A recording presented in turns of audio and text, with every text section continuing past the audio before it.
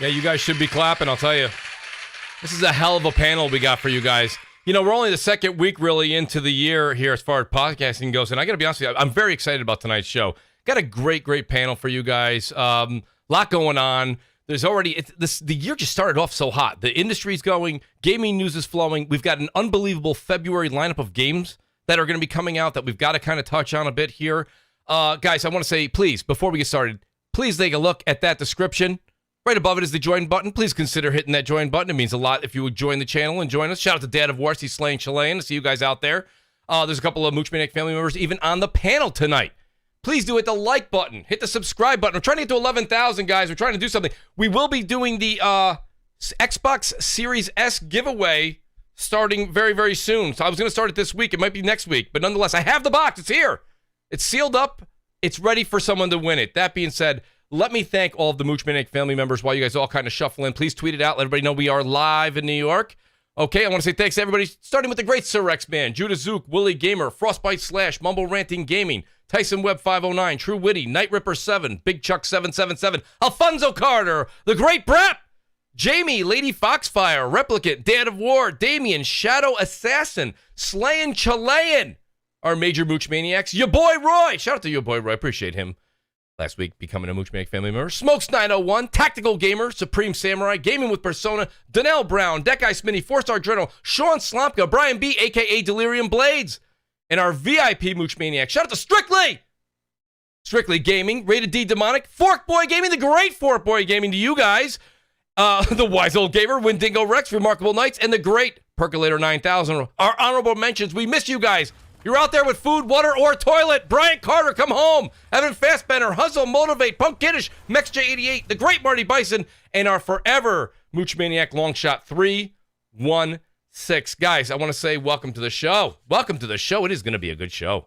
Let me do this much. Let me start with the one and only, the man himself. Very opinionated, always in your face. He hits the Twitter button when you don't want him to. The great Crap Gamer is back with us. Crap, how the hell are you doing this evening, buddy? I'm doing good. You know, I hate to start things on a somber note, but I just wanted to say, you know, Optimus Code is a guy who jumped on everybody's podcast when they asked him to. You don't see a lot of developers do that. And it doesn't look like things are going too well for him.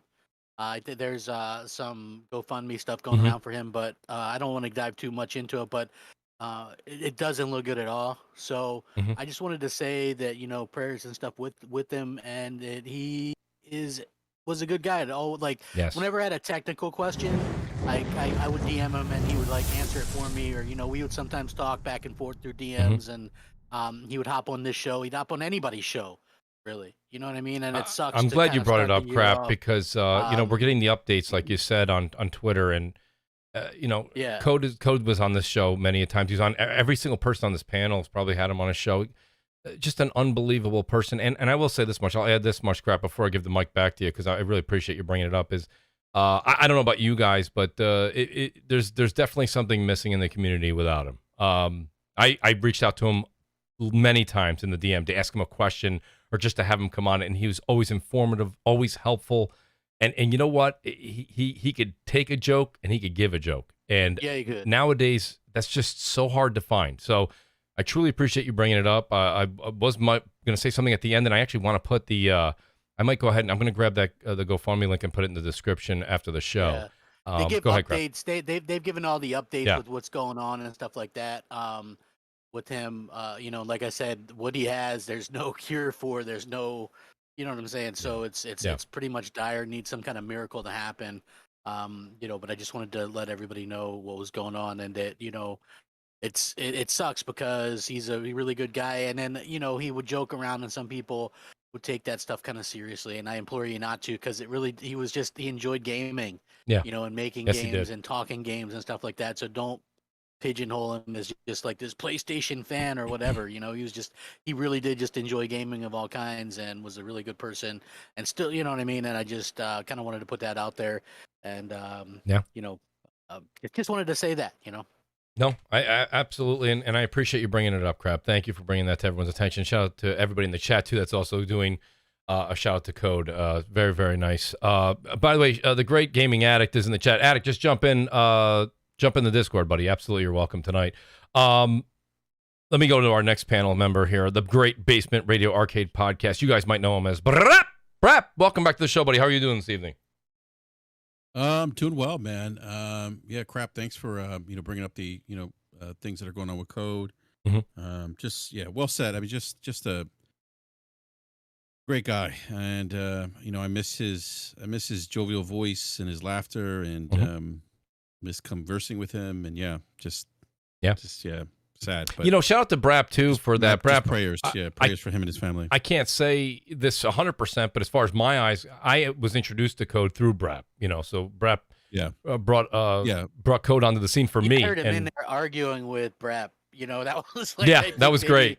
The first time I heard him, and it was just so nice to hop in and just kind of talk games and stuff like that. I think he was like willing and eager to hop on anybody's channel, and it was just a really cool thing, because a lot of times podcasts are filled with a lot of misinformation and people just kind of saying what their opinions are. Then you actually have a developer kind of stating some facts on there or whatever. I just thought that was a really cool thing for him to do, and he's just a gamer, and he was looking forward to this year's games. And I think that's just sucks. Yeah, and he was, in a lot of ways too. He was very, he was always willing to help people, like Mooch said earlier, and but also willing to set time aside. If you had a question about game development, he would set time aside and talk to you about it. Yeah, and that just doesn't happen a lot. No, especially the development side. Developers typically don't want to engage people on the Twitters.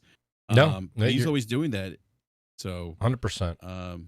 Yeah, no, but Mooch, you look at it, happy to be back on. And, yes, sir. We got a great panel here, man. It's gonna be a great show tonight. We do, and the great thing about the panel is just how opinionated they are, and this is just one of those shows that I kind of get excited for, because as much as I like to give my rant, these are one of those shows where I like to pose the question, sit back, and enjoy the knowledge that I get from everybody and a difference of opinion that everybody has. That's one of the things I love about the show. So with further ado, I'll get to our special guest that we do have here. Let me start with the one and only, the great Broken Games, HDR. BG, welcome back to the show, buddy. I know you got a lot on your plate, and you're starting up, I believe you said the 23rd, you're bringing back Weapon Wheel Podcast, so everyone's excited about that. Welcome back to CrossFire, man. How you been? And glad you can make it this evening. Yeah, thanks for having me, Mooch. Good to be here. I host Weapon Wheel Podcasts on the Sundays at 5:45. For those of you who don't know, we should be coming back 23rd. The 23rd. I like trying to give these guys an extended break. But, I appreciate that, BG. I'm glad you say that. Because a lot of times I take a week or two off, and people, they kind of really get down about taking a week or two off around the holidays. You know what I mean? But we try to make every single week. I know you guys make every single week. And, when you're like, I'm giving the guys a bit of a break, I know the panel really appreciates that, so. And they deserve it. So, my people are screaming, come back, we need entertainment and all that. But, I got to give them a break. So, I look forward to coming back, though. Absolutely, BG. Well, I'm glad you're here tonight with us. Speaking of entertainment, Saturday mornings, man, if you need coffee's just not doing it for you, why don't you check out my man from New York as well? The great Jay Bari is with us tonight from What's Up PlayStation on Saturday mornings, 11 a.m. He co-hosts it with Persona, Gaming with Persona. Jay Bari, welcome back to the show, buddy. Great to have you this evening, and I know these topics are going to hit home for you. Yo, what's good, guys, man? What's good, Mooch, man? Yeah, it's been a minute. It's been a long time. Since I've been on CrossFire. I'm ready to I got my gun loaded, so I'm ready. I got the marbles. I'm ready to go. But man, appreciate the invite. I see all the topics. Hopefully we get to them, Mooch. Well, we're gonna get to some of them. Some of them. I kind of stacked the deck a little bit. You know what I mean? Absolutely. What's that aroma? What's in the air right now? You smell that too? Yeah. I didn't want to bring that? it up, but if you smell it, then we might as well just talk about it. That PlayStation fragrance, you know what I mean? 2022. Oh my God. Huh? Oh my there God. It is. You guys, it. Listen, get a PlayStation 5. I know it's hard, but open up them browsers or PlayStation open 4 up them tabs and get the clicking. You know what I mean? Outstanding, Bari. Outstanding. And then, listen, we got a couple more people here to introduce before we get to our first topic. And trust me, guys, this is going to get electric in a minute. I want to say what's up and shout out to the great Forkboy Gaming. You guys all know him from Gaming Beyond the Box. He's also a Mooch Maniac family member. Forkboy, it is very difficult to get you on the show. You have a very important job. I know a lot of people what they do in the YouTube world, but you save lives, and that means a lot to me personally. So I want to say thank you for taking the time out of your schedule in your day to be here. Fork, great to have you back on. How are you this evening? I'm good, man. Glad that it's kind of slowed down at work now that it's January and everyone's not trying to get their surgery done before their deductible hits and whatnot. But glad to be here. Glad to talk some games and be able to have some fun. Absolutely, buddy. Absolutely. Speaking of Gaming Beyond the Box, why don't we go ahead and say one of your co-hosts as well, the great HR Bomber, he makes a great steak and he makes a great point, which is why he's on this show tonight. Bomber, honestly, it's really tough to get you on the show. I know Fridays aren't easy with the family and everything. I appreciate you being here tonight. How are you this evening? I'm doing good, man. My belly's full with my beautiful steak that I just had. Nice medium. The internet saw that. Damn good. It was damn good, I'll tell you that. But no, I'm ready. I'm ready to talk about some games. I mean, shit, I'm all about this PlayStation, Xbox Life. So let's get it on. All right, let's start. And I'm going to go ahead and start with BG. BG, I like to put you on the hot seat first and foremost. This is probably an easier topic as we kind of roll into some of the ones that the community would say are a little more risque, if you would. But Stalker 2 recently got delayed by 7 months. And the reason I come to you with that is because this isn't just a top-level question of just Stalker 2, because this kind of peels the onion to a couple other questions that come right after that. When you hear what we just kind of went through in the past couple months here, and Xbox guys, a lot of the Xbox group are saying, hey, listen, Sony didn't do anything for the holidays, right? They didn't do anything. They did a lot the first part of 2021, but they didn't really have a lot. The main reason that a lot of that was being said was you had games like Stalker and I think another one called Tunic and these other games that were coming out as you get into early 2022. And now these games are being pushed to the right. And listen, by the way, everyone will agree with me, and I'm sure BG, you'll agree as well, right? If the game needs to be worked on, work on the game. Don't release something broken for us. So there's nothing wrong with the delay itself. But is this a cause for concern? How does this affect Xbox and their fans? I don't think this is really that meaningful because, and this is not really a shot. People are going to take it as a shot. I don't think nobody really cared about Stalker 2. Actually, see, I'm confused. Actually, I'm confusing Crossfire with Stalker 2 for a second. Okay, Stalker 2. I never played the first one. I barely ever heard anything about the first one. Right, I know virtually nothing about it. From the gameplay that we did see, I think that was at the Xbox show. It looked good, but I just don't know how much of an impact it's going to have. I'm definitely interested in the game, but other than what they showed, I'm just really not very sure about that game or what it's. We didn't see a lot about it, right, BG? Like there wasn't a lot really shown. We saw about it was about a 5 minute, 6 minute. A lot of it was just kind of like I wouldn't use the word nothing CGI. It was gameplay. It was cut scenes. They showed a little, but it wasn't really a whole lot of the controller in your hand. What you were doing. So I understand what you're saying with it's like you were anticipating it, but you were like I didn't really know quite yet what we were going to get until they revealed a little bit more. I just think that now as we go into early 2022 again. Seemingly you're seeing things, and again, this is what kind of peels the onion back a bit. You're seeing the Hitman Trilogy that is now going to be coming to Game Pass. You're seeing things like that. Things are going to have to start to come to Game Pass because Xbox is like, holy shit, we had these things planned, and now they're moved to the right. They're I think they're hitting the red button saying we have to go with Plan B. And there's going to be more delays. This is not, Absolutely. There's a lot of games that we haven't seen gameplay for, right?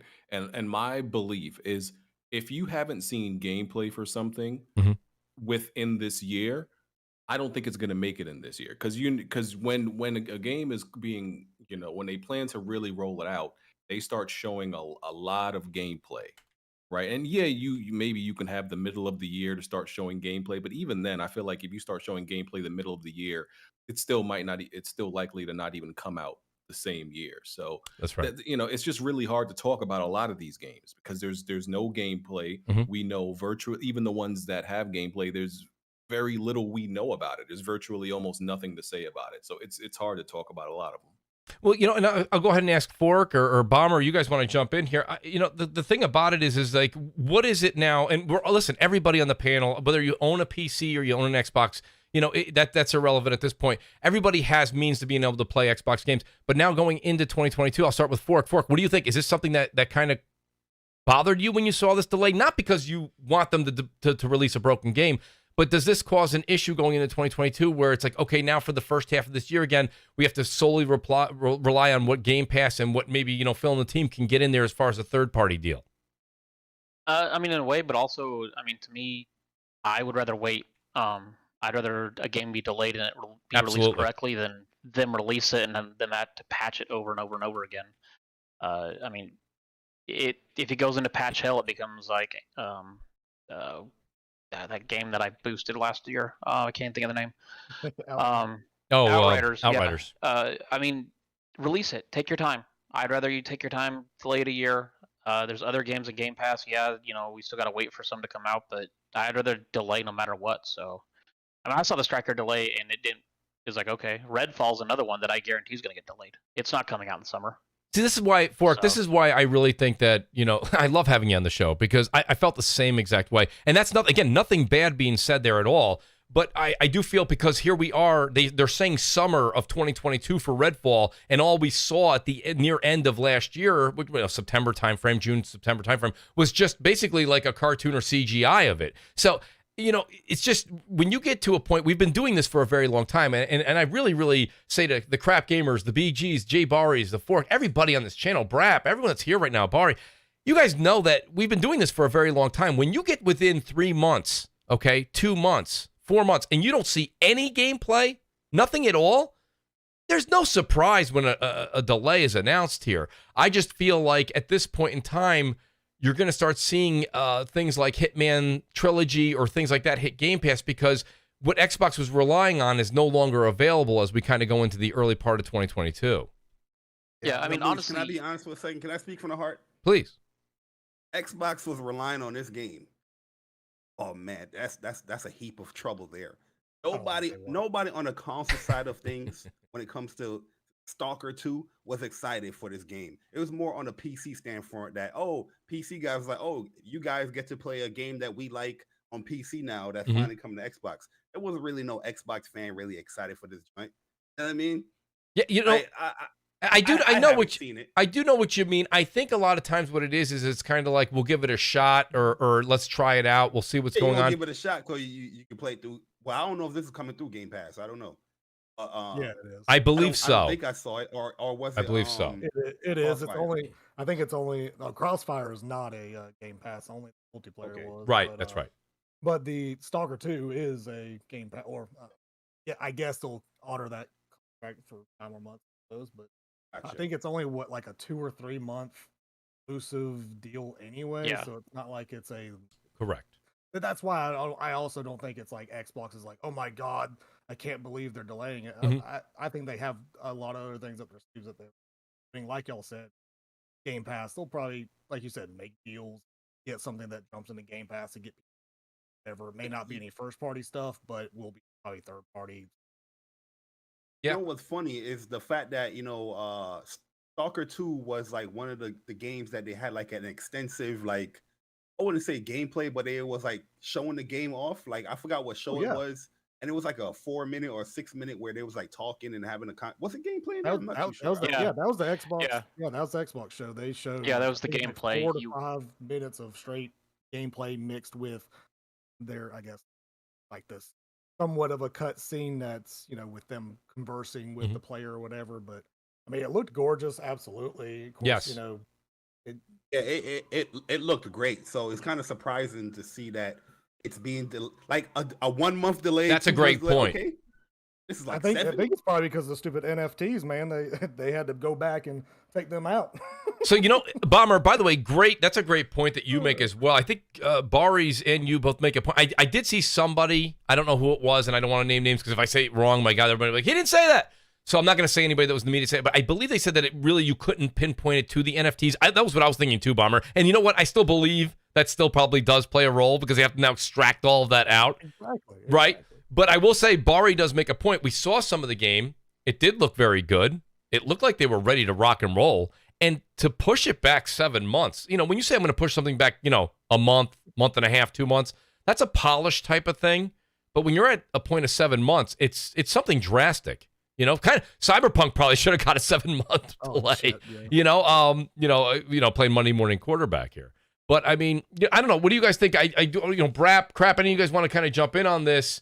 I don't know. I just feel like the other part of this question is that like I said, I saw Hitman Trilogy, and of course the same thing happened. Anytime something is mentioned that's going into Game Pass, everybody on Twitter is like, well, there you go. That explains it. That's why I got Game Pass. And shout out to the great BRAP who's on the panel tonight. BRAP's like, I never got to the Hitman Trilogy. And I wrote right underneath him, and I'm like, and you never will. Because the point of the matter is, at this point, if you didn't play Hitman... I'm picking it up on Game Pass, Mooch. You are going to... Well, you're going to pick it up on Game Pass, but are you going to play it? That's the $1 million question. Absolutely. Because I am backlogged. Of course. Big time. Everybody is. That's my whole point. It's like we're going into February right now where everybody's trying to put more sand into the hourglass for all the games that are coming out. And now you're going to play 3 Hitmans? Is that what? Not really. No. I mean, I may or may not. I appreciate the honesty, by the way, Bomber. I never played the originals, so. Me neither, Fork. Yeah, they're great. They're really good games. Great. Well, I mean, I'm sure people like them. It's just Absolutely. never been my type of game. Just like we were talking about Stalker. Stalker's never been my type of game. So when they delayed it, I'm like, okay, I don't care. I don't play those games. So. Well, listen, like the whole Stalker 2 thing, it was made by I think some of the original Metro developers or something, and people always hype up Metro, and then hardly anybody plays them. Right. Right. I think it's the same type of thing here. A damn shame. Those are really good games too, by the way. I'm sure I remember playing through some of them. I think Metro 2033 was a brief Xbox 360 exclusive. I bought it because at that time, I was like, oh, let me buy every Xbox 360 exclusive or what have you. Mm-hmm. So I bought it and I played it. I'm like, it's okay. I mean, it looks good, but it just, I don't know, it just doesn't click, I think, with the majority of people. So, and anyway, it was only a 3-month exclusive anyway. So it's like, you can list a bunch of stuff, and I love Xbox, but it's like, you look Gran Turismo 7, Horizon Forbidden West, possibly God of War Ragnarok, Forspoken, the Sifu. These games are all coming out. Elden Ring? I was talking exclusive. But these games are all coming out first, pretty much by this year, early on for the most part. We Before don't know God June. of War Ragnarok, but not God of War. No.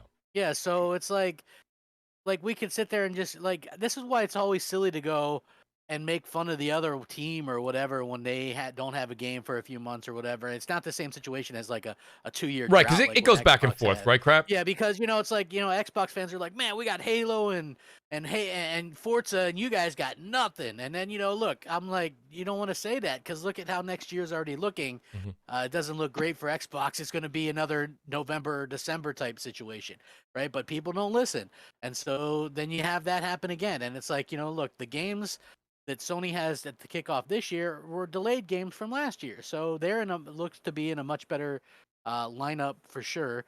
No matter what Microsoft does with Game Pass. I mean, sure, the Hitman Trilogy is fine, but it's a certain type of gamer that likes that kind of stuff. You know what I'm saying? It's like stealth type of games. It's like you have to be stealth and think it out and figure stuff out. Those are good games if you like that kind of stuff. And same thing with that extraction game. Like, I'm not big on Ghost Recon at all to begin with, but you kind of get a trend of what's coming to Game Pass. What Microsoft puts in there, they probably go to these developers and they're like, hey, you know what? Outriders is like really online dependent. We can get you a big install base by dropping it day one in Game Pass. Same thing with Extraction. They probably said the same thing. Same thing with baseball. They probably went to MLB baseball or what have you, and they were like, we could get you a big install base, drop it day one. It's like there's a theme there. Pretty much a lot of the games that they're doing day one that are third party are like games as a service or online type games. It's just the fact of the matter is there's a lot of multiplats this year that are going to be really, really good too. So I don't think that, like Elden Ring, which I don't really care about, but there's a lot of stuff coming out. I can't help it. I don't really care. Well, let me do this real quick. Let me introduce the great gaming Addict has joined us. Addict, I'm glad you can make it, buddy. I was talking to you earlier in the week, pardon me. And you had some stuff come up, but maybe you're freed up. But I'm 6 or 7, really. Dark Souls 4, actually, Crap. That's correct. Dark Souls 4, so, Addict, we're kind of talking about the whole Stalker 2 delay, and then kind of how we're seeing Game Pass is reacting quickly and getting the Hitman Trilogy. That may have been something that they were going to have anyways, but it seems like it's a reactionary move. What do you think, Addict? You think that was a planned event? I mean, it seemed like that would make logical sense. That was probably done months ago. Well, what was your take when you heard Stalker 2? Because now with Stalker 2 getting that delay, which, again, if it needs the delay, I think everybody in the panel's already said it. We don't need to beat that horse twice. Is basically, let them take as much time as they need. What do you think the real reason was? Because I think Bomber threw a good point out when he said maybe it was the removal of the NFTs. I just think the game needed to be delayed. I don't know if it was the NFT. I mean, it might have been, but I feel like these developers are like, they're trying to like they're trying to just put NFTs into stuff. I don't think it's planned. So like I don't think that NFTs is like built into the game. Right. You know what I'm saying? Like it might have been like on the outer skirts, but I don't think it's so into the game that they would have to delay the game almost a year for it. You know what I'm saying? Like, right. Because that's a decent amount of time. Like.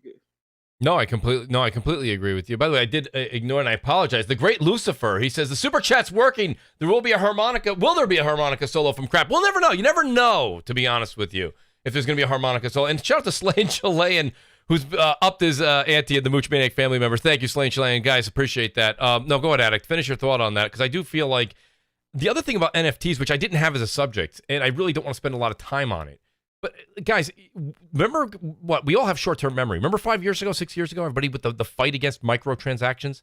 And then they kind of tweaked microtransactions to where it's not a win to pay to win, pardon me, type of thing. But there's still microtransactions in a lot of games. NFTs, we are all doing our due diligence and saying as gamers, we don't want them in games. And I agree with that. I do.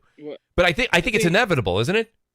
I'm not 100% like up to date on this NFT thing. I feel like it came out of nowhere. Like one day we talking about something random. The next day everyone's hating NFTs. Like I have no clue what NFTs really are about. But most people don't probably. I feel like it's more about preventing like people kind of understood maybe where the microtransaction era could have went to, but there wasn't vocal voices trying to stop it back. You know what I'm saying? Like I do. Like, there were definitely people. Twitter wasn't popping the way. Not like this. Well, not like this. But like on the gaming forums though, back then there was definitely like people. The thing is though, is no one gave two shits about forums. It's just no, that's not true. That's not true. I mean, like I've never heard of something drastically being changed by forums. Game Addict, just because you Game Addict, you're younger. Game Addict, anything that relates to that, BRAP. Game Addict. You're younger, so you don't remember the times of like the GameSpot forums, the IGN forums. Tell me, show me. I'm trying to. That was a compliment, Addict. That was a compliment. It's great to be young, by the way, Addict. Yeah, I'm talking. What I'm saying is, there definitely was pushback on the forums and amongst the gaming community at the time when microtransactions were proposed, and it goes back to the horse armor. I think it was Skyrim. Where Bethesda introduced like that microtransaction or that DLC content you had to pay for horse armor. People were up in arms about that. They're like, "How the fuck did Bethesda do that?" And people were really upset. But did the horse armor get took out of the game? Did that never come out? No, it didn't. But so it's like the forums didn't matter. That doesn't mean the forums didn't matter. I mean that doesn't mean I think basically what BRAP's saying, Addict, I see where you're coming from, but there's a lot of things we argue about on Twitter that still become, But they were companies that did decide not to do microtransactions because there was pushback. Now Bethesda wasn't one of the ones that said, okay, we're going to ditch it. But to Mooch's point, like with the microtransactions, it was the same like backlash and that uncertainty of what is this going to mean for the industry. And this is very reminiscent of that with NFTs. A lot of people are still kind of like, what does this mean? How's this going to impact gaming? Is this the monetization of NFTs, is it going to be used in an evil way? I mean, I get the concern. And we'll see what's going to happen. I mean, at the end of the day, I always say this thing is going to, the market's always going to determine whether or not these things work out. And that's how this is going to play out. If the market says, yeah, we're okay with NFTs, then they're going to be around. If the market says, no, it's not going to happen, then they're not going to be around. That's like with any consumer product or service.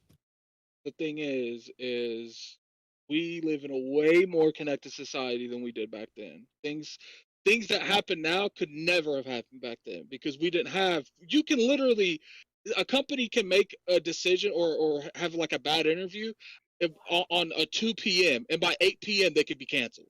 Like we live in that type of society now. We didn't live that back then.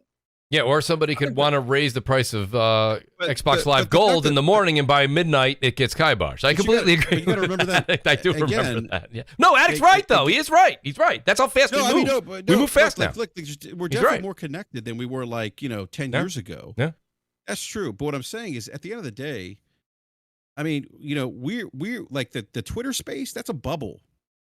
I mean, we may speak out and say NFTs are terrible. But the market, which is bigger than that's the thing, and when you think about it, when you do think about the, I don't think you're giving enough credit to what Twitter can do.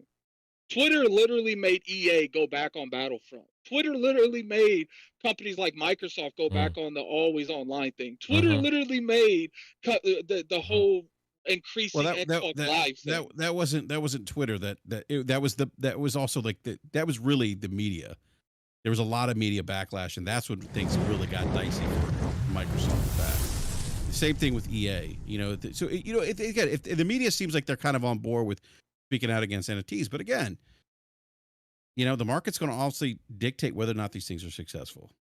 Yeah, I do think that's the thing. So we'll see what's going to happen. That's why I said, in all honesty, we can sit here, and I think it's good that we've kind of put our defenses up about it. Otherwise, they'll go hog wild with it. But at the same time, listen, when somebody sees, and I don't know, there's so many different variations now, especially, and shout out to Troy Baker, who came out and said his voice is going to be part of an NFT. But my point being is that what I'm saying is, all sounds like a scam. It's a big scam. It's a step further than what you're seeing in things like Fortnite and things like you're seeing in Warzone, where you buy a skin pack right now, right? Where you get a costume, and then you get different guns and different this and that, and logos and emblems and caller labels. That's like all the things they're selling to us right now. This is the next evolution of that. And when you sit there and say nobody wants it, you got to understand, I'm playing currently, and I know a lot of people are like, don't play Warzone. Nonetheless, I like Warzone, but the people I play with, some of them have spent well over $900,000 on Warzone. And I know you guys are all shaking your head right now in the audience like, are you crazy? I mean, I haven't. But I know people that have spent, and I think if some people are considered whales, though. Oh, I don't think so, crap. I think these are considered gamers. They're just people who they like that game. They love the game. You look at EA's numbers, financial numbers. They were making $9 billion off of microtransactions. That's what I'm saying. This is the next evolution. So, would you guys agree? It kind of is. It seems like that move doesn't make me happy. Go back. But if they make NFTs, and I always say this, like if Bungie said to me, BRAP, we're going to design specific Titan armor that is exclusive to you. Yeah. Or we're gonna make, let's say I have like a BRAP clan on Destiny, and they're like, we're gonna make everyone in your clan, right? We're getting this unique digital footprint or armor set that's only unique to you guys. Right. You guys will own. We'll design it for you, and we'll charge you $15 for it. You don't think people? I mean, if Bungie sends me, I'd be like, Bungie, here's my $15. Yeah. No, honestly, it's just going to take one game to do the NFT. Yeah. And from there, we'll just see more and more. I mean, this is the whole DLC the DLC discussion back in the 90s, the microtransactions. It's going to happen, whether we like it or not. Someone's going to do it, and it's just going to be there, and it's going to suck. But I think that's why you're seeing such an outcry over it, because like regardless if it happens or it doesn't happen, like you have people that's like, if it happens, it's not because I didn't try. Like exactly. I feel like a lot of people feel, there's a lot of influencers, a lot of people in the media that actually have a lot of influence, and regardless what a lot of people think, these companies care about what their digital image is. They've always cared about what it is. I mean, look how quick the company that made Stalker fell. They completely flopped on that shit. There's obviously going to be companies, and I feel like it's a lot of cultural stuff too. Like, some Japanese companies. I don't think they care about their digital influence, but I don't think they care as much than other companies do. Because it's always felt like, a Japanese company, they'll do whatever they want. Like, they don't care what the backlash is. But I feel like a lot of these Western companies, they're going to be the last ones in the NFT thing. But I think you'll have some of them do it, but I think a lot of them are going to try to stay out of it for as long as possible. That could very well be. And I see a lot of people in the chat. Go ahead. Who wanted to take the mic? I was going to say, okay. Go ahead, BG. I was just going to say, I mean, listen, the whole concept of NFTs is dumb to me. Like I know what it is, but it still doesn't make any sense to me that right? This is a thing. It makes zero sense. I mean, it's a digital it's a digital image, a digital capsule, whatever you want to call it. It's literally something that has no worth, but BG, because it's like art though, like what we see in art in real life. Yeah. it's The so thing is, though, dumb. BG, is people are going to start connecting worth to those images. And that's why I think it makes this is it's already literally happened.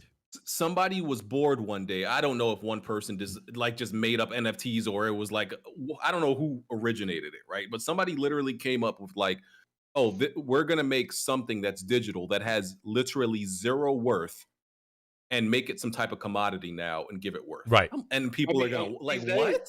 These days, all you need is a big ass Twitch streamer, someone like Pokimane Yep, or Ninja that Yep. just tweets it, Yep. or a big celebrity that just tweets it and said, "This is lit," and then everyone's gonna go. But I think it's a fad. I honestly don't think this one is gonna last. At least in gaming. Now, outside of gaming, I think it's gonna last. But in gaming, I don't think it's gonna last too long.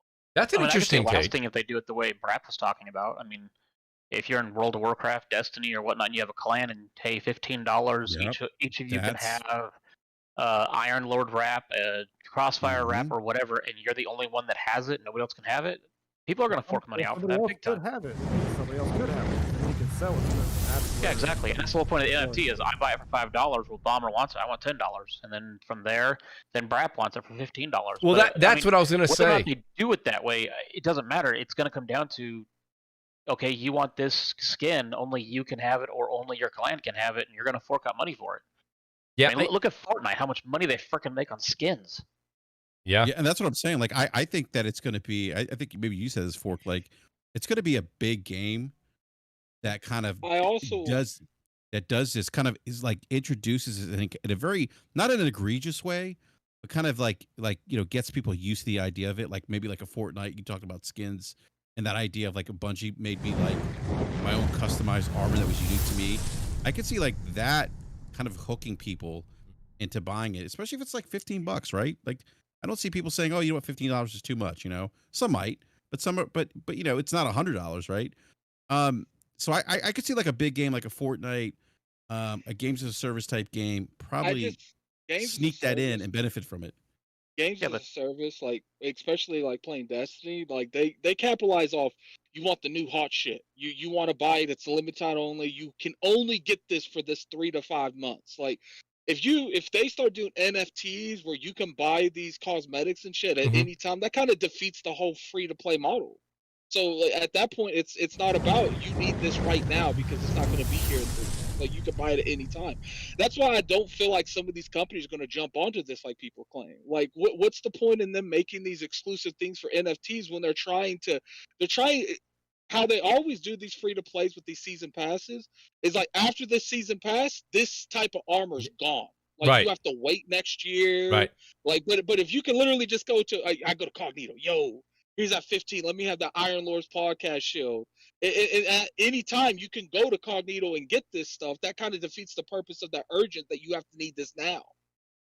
Yeah, a couple people. I personally don't think NFTs are needed within games because really and truly the gamer is not going to benefit from this. It's just more of like a like DL, like say microtransaction, right? You're buying something that can you can put towards like a game or you want to have a skin or whatnot.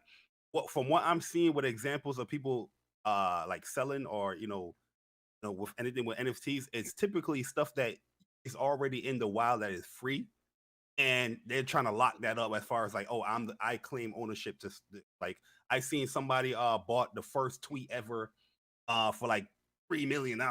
Right. What the fuck are we doing? Like that's what we want to incorporate in video games, because if you are mad about microtransactions and DLCs, it's going to get even worse because now you're going to see less in games. So the company can try. Yeah, because you can get a company that ends up just making, like, say a company just says, screw it, we're going to make this one armor. And if you pay X amount, you're going to be the only person in all the community that can have this armor. And it'll go by bids. Then all of a sudden you get bid out because it's $1,000, $5,000, all the $10,000. Yeah. Like you get people that are rich that they don't care. Like just say top streamers are out there, they're throwing away $500,000. Yeah, they'll go do that. They'll pay it because they're like, look, I'm the only person in COD that has this particular skin because nobody else can have it. And then they'll resell it maybe down the road. I mean, if NFTs are big by that time. But it's like You know it's what it that kind of reminds me of, crazy stuff. Bomber? NFTs remind me of like, you remember like Diablo 2, how they had like that storefront of people like selling like their equipment and like, Oh, yeah. unique Yeah, stuff. Diablo Yeah. I forgot what it was called, Yeah, or like exactly. in Counter-Strike where people selling their knives. Oh, Yep. I got Oh, a yeah. pink knife, and oh, that's a special knife. Yo, people selling for like real money and shit. They That's still what do this it joint right now. really is. Do people buy that? I don't know if they do it anymore, but if you played pub back in the day, you could get a T-shirt that they quit making, and people were paying thousands of dollars for the stupid thing. It was a T-shirt. Yeah. Didn't do a damn Yeah, thing. they were, yeah. People were trying to give me money when I got the Samsung skin for Fortnite because I bought the Note. And See? the only way you can get it is by buying the particular Samsung model phone, Well, and you got like a code with it or whatever. And I mean, it's you crazy. I mean, you have people paying hundreds of dollars for demo codes. The hell else? Yeah, You people yeah. spend money all the time for this demo is and it. This shit. is what I wanted to say, Literally, and people maybe pay this hundreds of dollars to This play is- something for 2 days. maybe this is Hey, a bad this is- example, but this is it's a bad example. is But why- Brap, what you were saying and BG were saying earlier, you know, when it's us, the consumer, that kind of dictates it. And I want to get to the super chats in a second because a lot of people made some really good points here. But you know, when you're at work, right, and you come back from work and you're about 10 minutes late from lunch, you know, your boss doesn't even care. Maybe nobody even sees, right? But then you get one person in the office that's actually your peer. And that's the one that kind of makes a snarky remark at the meeting that's at 1 o'clock. Like, well, you know what? Mooch was a little late, so I'm coming in a little late from lunch. It's like, what? My point is that sometimes it's us, right? We dictate. When your own peers, the gamers, when we're the ones buying this stuff, we're sitting here saying. telling them don't make it. But we're the ones buying it. And everyone gave great examples. All it takes is one major influencer, one person from Hollywood. Because this is NFTs are not just a gaming related subject. So this is something Mooch. that's going to be like spread out throughout all entertainment. And the other thing too, Mooch, is like, think Yeah. about this. Like, you talk about YouTube influencers, like, and I see this with my children. They are experiencing gaming for the first time in a much different way than I did. And what I mean by that is that they are going to influencers on YouTube Yeah. to see what games they're playing. Like, my son knows all these YouTubers that are playing like Gang Beast or whatever. I don't know what it's called, Gang Beast or something. Yeah, Gang Beast. And he's like, I love that game. I want to go play that. I'm like, how do you know about that? Because, oh, so-and-so's playing. So-and-so's right? playing it, yeah. Yep. My daughter So knows the you know, same this you know, we might be the old guys shouting at the clouds now at this point, and this thing is obviously speculatory. in the That's sense that fine. They're trying to try something out here. But you're so they right. can You're right. monetize Like, you take like the Mr. Beasts of the world and these other guys that the kids are all listening to. Like, we had to order the Mr. Beast burger, right? Dude, absolutely. Right, because they had to try it. And I said, Yeah. guys, Five Guys is right there. What are we doing? Oh, but you don't understand, Dad. It's that Mr. Beast burger is real. That's where it's at. They ate Yeah. it. They're like, nah, really. After they had it, then they were like, I don't mind. Let's go back to Five But Guys. see, I'm like, of but course. that's what I'm saying. Like, so it's monetizing that influence, right? Yeah. And then and I think this is probably more. If you think about Facebook and Meta, the metaverse, and if you guys seen that movie Ready Player One, Yes. Yeah. I think that's what this is about. It's, you know, not like traditional gaming in the Correct. sense that we know it, but this interactive world where we're all interacting in a digital way, and this is how we're going to create a unique digital footprint via VR, whatever that looks like. Yeah. Exactly. And so I mean, Yo, Go another ahead, Rob. another thing people got to look into when it comes to NFTs is how they are powering, you know, all these transactions when it comes to these blockchains and these signatures and Yeah. all that stuff. They're getting like, from what I'm hearing, I forgot the name of what is powering it. Damn, it slipped my mind, yo, because I was just I know what you're talking researching about, something. Barry. Yeah, it's And, what is and they it? saying like it's taking up so much electricity, you know, resources and all that stuff. And I'm just like, okay. So imagine like if this is like a full thing that's going on. If you're worrying about like, you know, how, you know, you're worrying about like the earth, like what you call it, environment or whatnot, you know, it's definitely something worrisome when it comes to NFTs as far as what I've been looking up. I I'ma look guarantee into if more Elon if it Musk does. says anything good about it, that's it. That's Yeah, what- Elon Musk There goes you on go. to Saturday Night Live and buys one. It's going to blow Yeah, up. Rhythm, yeah. There you go. Jeff Grubb just So- said it. In By the way- chat. That's By the way, what- that's- Grubb is selling his own Grubb NFTs, if I'm not mistaken. I don't blame him. Well, you know what? Speaking of that, shout out to Lucifer real quick. He says, when does the Crap Gamer NFT go on sale, Mooch? You need to get on that bandwagon. Absolutely, Lucifer. Magnum Visual says, if I can make a profit off of NFTs with my graphics, then NFTs will stick around. Raji says, I think you guys are missing the resales of NFT. Original creator always get a cut of every sale. Think of digital resale and used market. So what he's talking about there, and I think some of you do know this, but I'm not sure I'll make it aware, is it's kind of like the pyramid scheme. Like, so when you make something and somebody keeps selling it, So even if you made something, you sold it for $100. I sell it to BG, he pays me $100. BG then sells it to Bari. Bari pays $120. I get a percentage. As this thing keeps trading hands, my account still sees maybe it's 5%, 10%. That I don't know. But it's like the pyramid scheme here. You kind of, everyone gets paid. So that's the one thing that I understand what Raji's saying. Raji also says companies can bypass companies like GameStop. Now that I don't know. If the Great Gaming Forte was here, maybe he could elaborate further. Shout out to the Great Gaming Persona who re-upped his Mooch Maniac family status. I appreciate that, Persona. He says, big shout out to Mooch in the panel. Stop yelling. Who's yelling? We're about to get to that. Believe me, but in this next segment, Persona. Raji's back and he says, an ultimate team. I can sell a player. EA gets money. And Raji says again, Raji must knows a lot about this. Raj, are you in on this? Raj, talk to me in the DMs later. So he says, if Sony creates the crypto, they can bind digital sales to the crypto. They can then remove middleman and control digital sales. Think big. Raji's in on something. Raji, if I got to put a down payment on something, let me know about this, will you? Listen, let's move on from the NFTs because that could be one big rabbit hole as far as we're all considered. BG, I'm going to start back with you again here on this one. This has kind of been a hot topic, and I don't know why it's been a hot topic. Maybe you can actually take a bucket of water out and put it on somebody. Sony reinstated the production of the PS4s, and if anyone read the articles, they were saying they're making 1 million more. I mean, 1 million more. When you're talking about 1 million more worldwide, that's not really a lot of PS4s. You've got Horizon Forbidden West, and you've got God of War Ragnarok coming out this year. I look at this as a sole attempt to make sure that anyone that wants to play those 2 blockbuster titles, if they can't get their hands on a PS5 is still their main priority as far as production. You'll at least have means of getting it through a PS4. BG, what was your take on when you saw this news breaking the other day? Yeah, this one really isn't much of a story, right? But people didn't read the article, no, and some people felt they needed, in the whole console war. Oh, I get it. Yeah, to use that's it good. as, Great use it as banter. ammo. Yeah, that goes with it. I understand, but it's really nothing because they literally said they're just going to manufacture 1 million more PS4s, which is literally nothing. Like if you think about, and that's globally.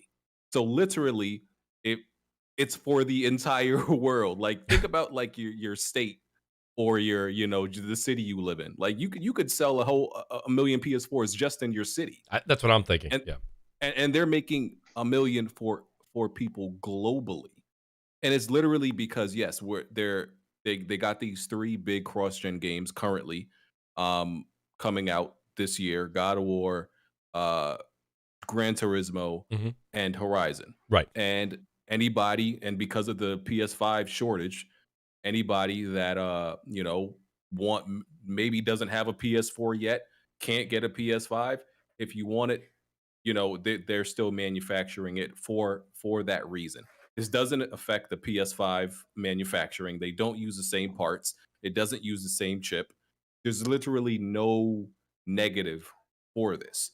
So some people speculate, okay, what if they extend it again, like continue to make another 1 million, then I would say that's a bigger story. Right. Because that could even point to, okay, well, even though I think the majority of games going forward, first party, are not going to be cross-gen, right? I believe that. It still makes you worry, okay, well, if you're going to continue to do, make more PS4s after this 1 million batch, then would y'all actually try to push for more cross-gen games because of this shortage? And from what I know, like they say this chip shortage could go. They predict that it could end like 2024. Like wow. That's really when it seems like it's definitely gonna end. And like I think Sony invested in this forgot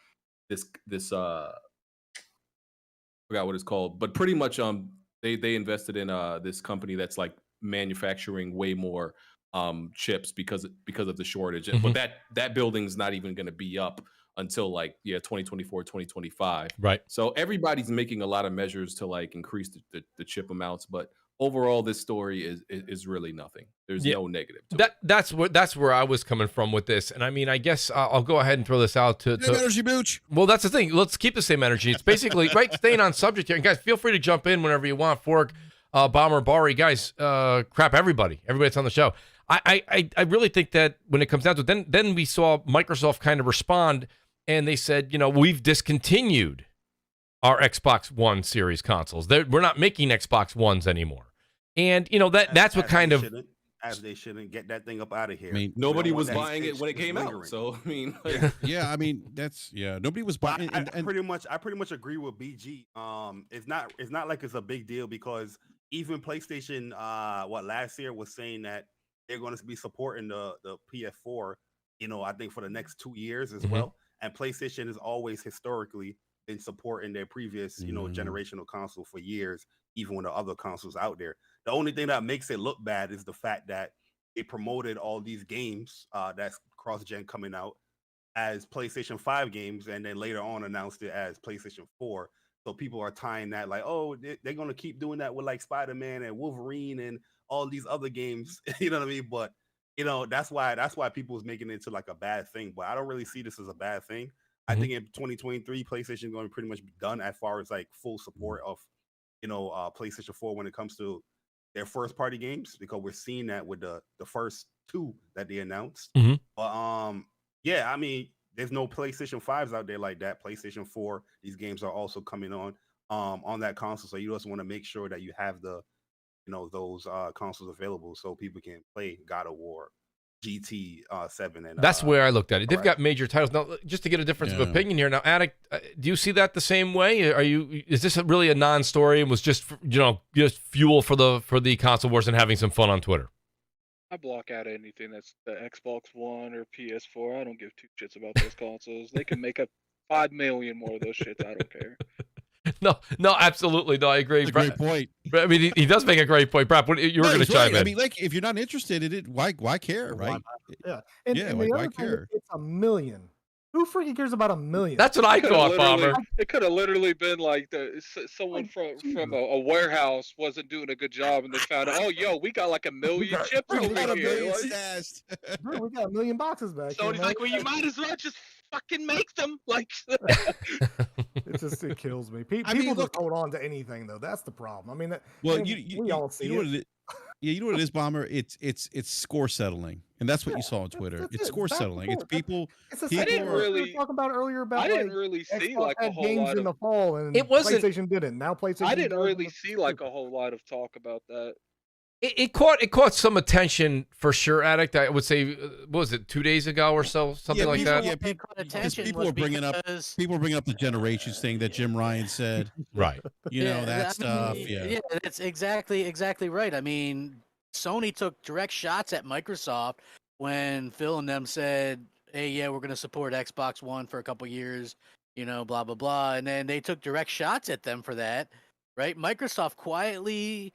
Which they have to do it quietly because they would have got a ton of crap if they go, hey, we're stopping production of all Xbox, which I kind of figured they stopped anyway when they stopped making the SAD and the One X.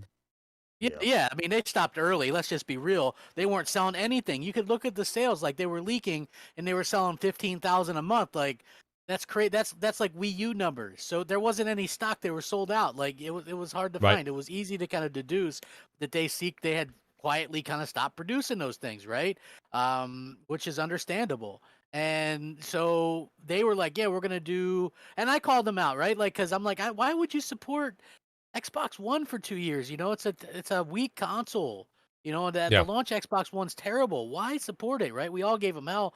Turns out the only two games that they really released first party wise that supported that was exclusive wise is Halo and Forza.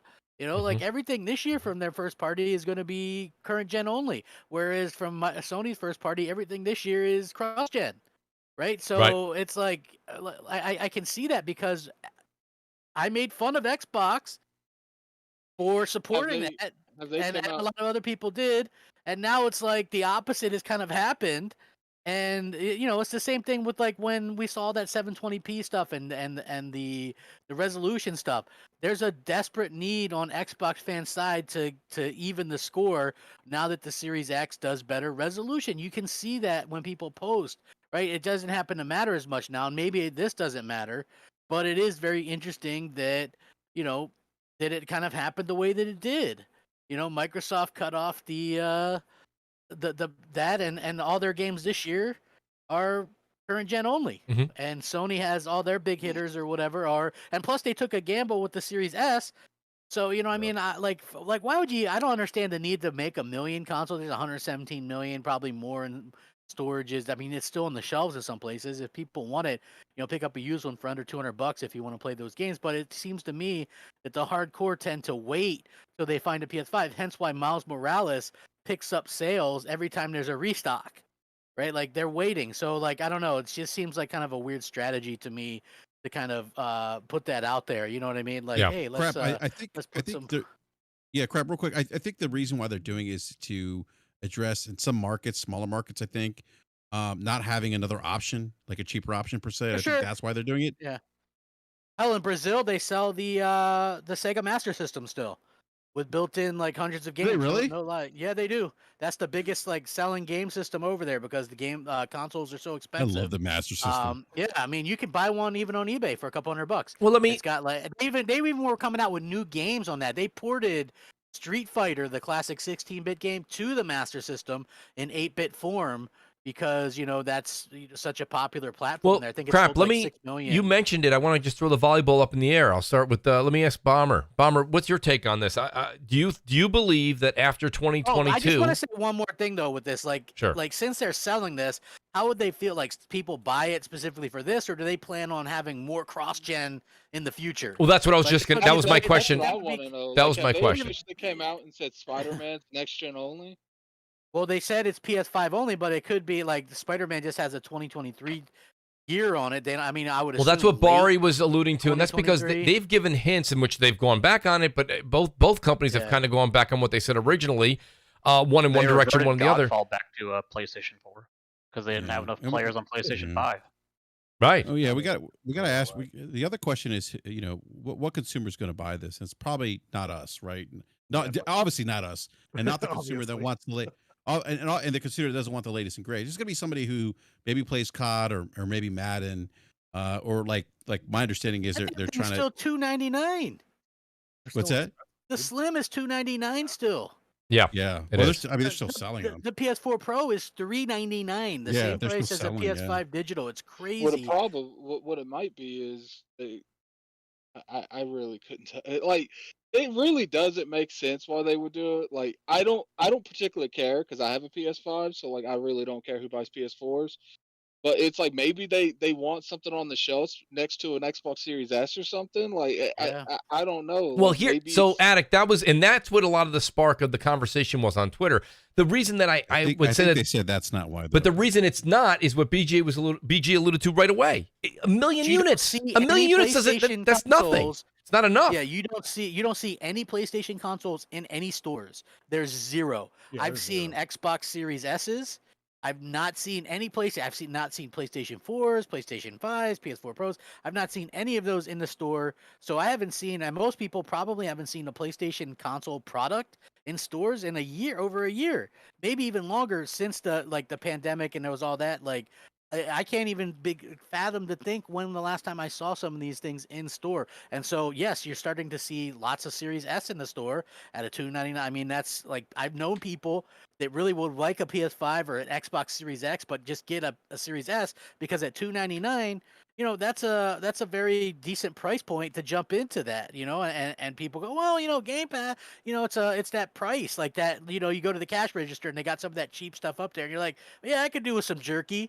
You know what I mean? Like, it's that price point. I think crap. That's totally me, by the way. Exactly. Right. I see the Slim Jim. I'm like, yeah, just throw it in there.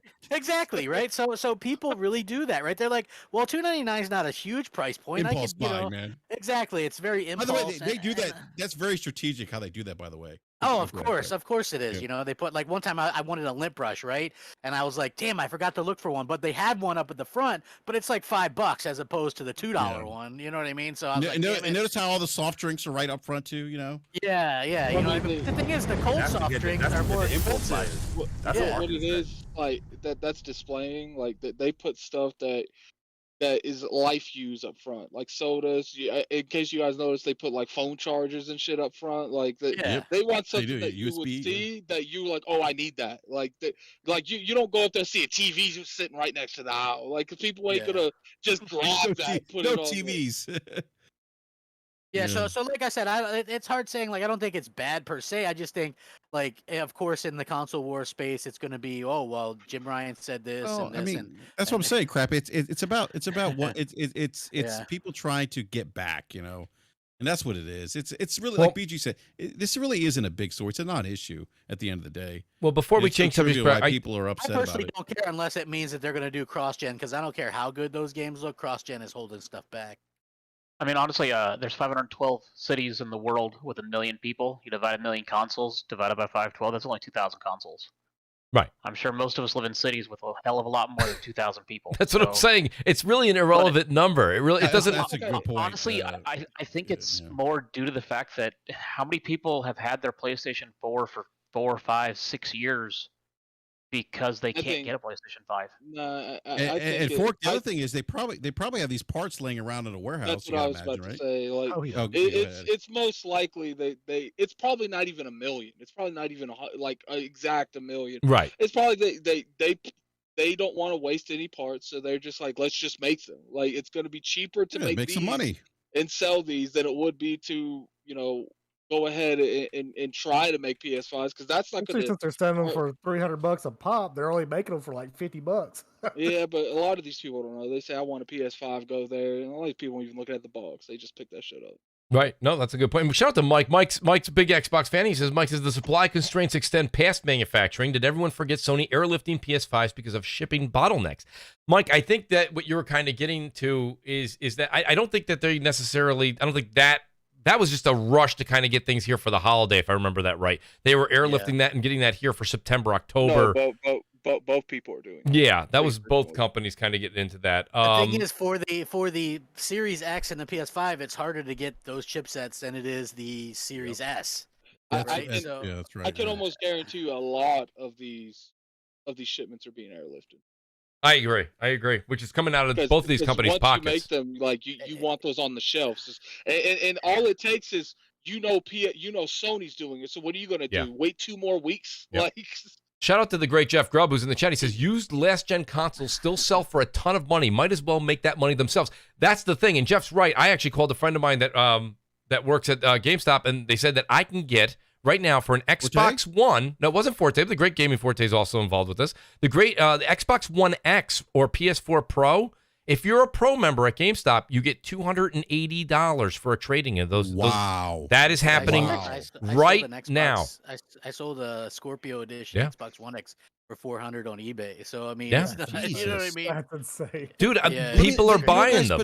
But I also feel like this is just my own experience, just with like going from one generation to another. I feel like even with some of the previous generations, I remember and having friends. I know this is kind of anecdotal, but like I remember friends like having the older consoles, and as long as they were getting Madden, they were like okay. You know what I mean? Like because that's all they play, and they were good with it. It's going to be worse now because a lot of the casual people, they're playing free-to-play games that can run on a potato. So like that's a great point, Addict. Great point. Like Fortnite. Shout out to Kent B. He says in Australia, PS4 is $450, Pro $550, selling out fast. And it's here we are. We do podcasts week in and week out, and we talk about what's happening right now with new consoles. And here, Kent B. actually from Australia telling you how relevant these older consoles really are. We really do have to keep our ear to the ground, and that was one of the key things that I see a lot of people say on Twitter. They say, you guys in the States are always looking at this, but a lot of times this is what's happening over here. I think that's very intriguing. It's very interesting. So shout out to Kent B. I appreciate that. I do want to go over to the great Jay Bari here. Bari, I got a question for you. Well, it's actually not a question. It's more along the lines of, what do you think about this? So there's a new rumor out, and Sony has a patent to reveal its full backwards compatibility PS1, PS2, PS3, PS4 games available on PS5.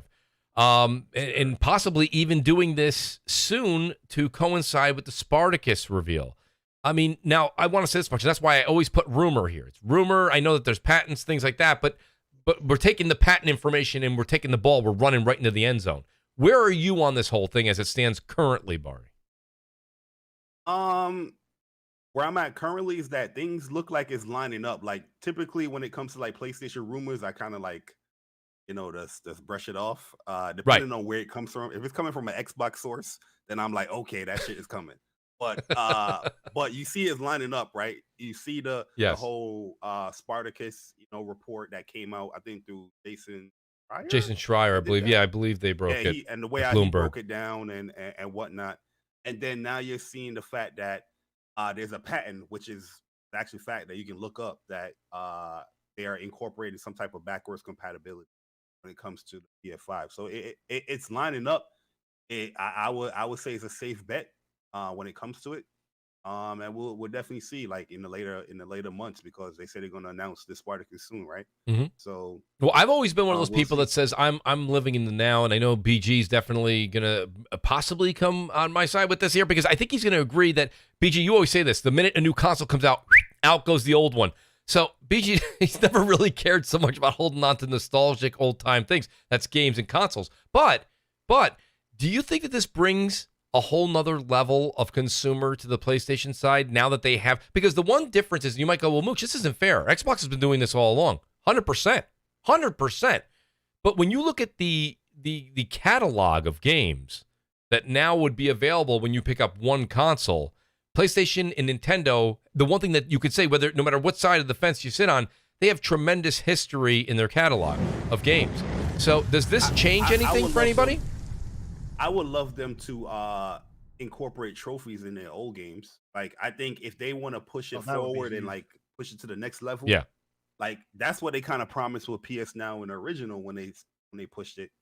I think they should, incorporate that. I know I'm not saying that, something that is possible. I know it's going to take a lot of work and whatnot, but that would be cool if like, oh yeah, you can play all these PlayStation 1, PlayStation 2 games, but guess what? We also have trophy support with them. I think that would encourage people to play the older games, even though, you have me, I'm the type of person as well. Like, I play older games too. Yes. But yeah, my main focus is playing like the newer stuff. Hey, Barry, let me ask you a question.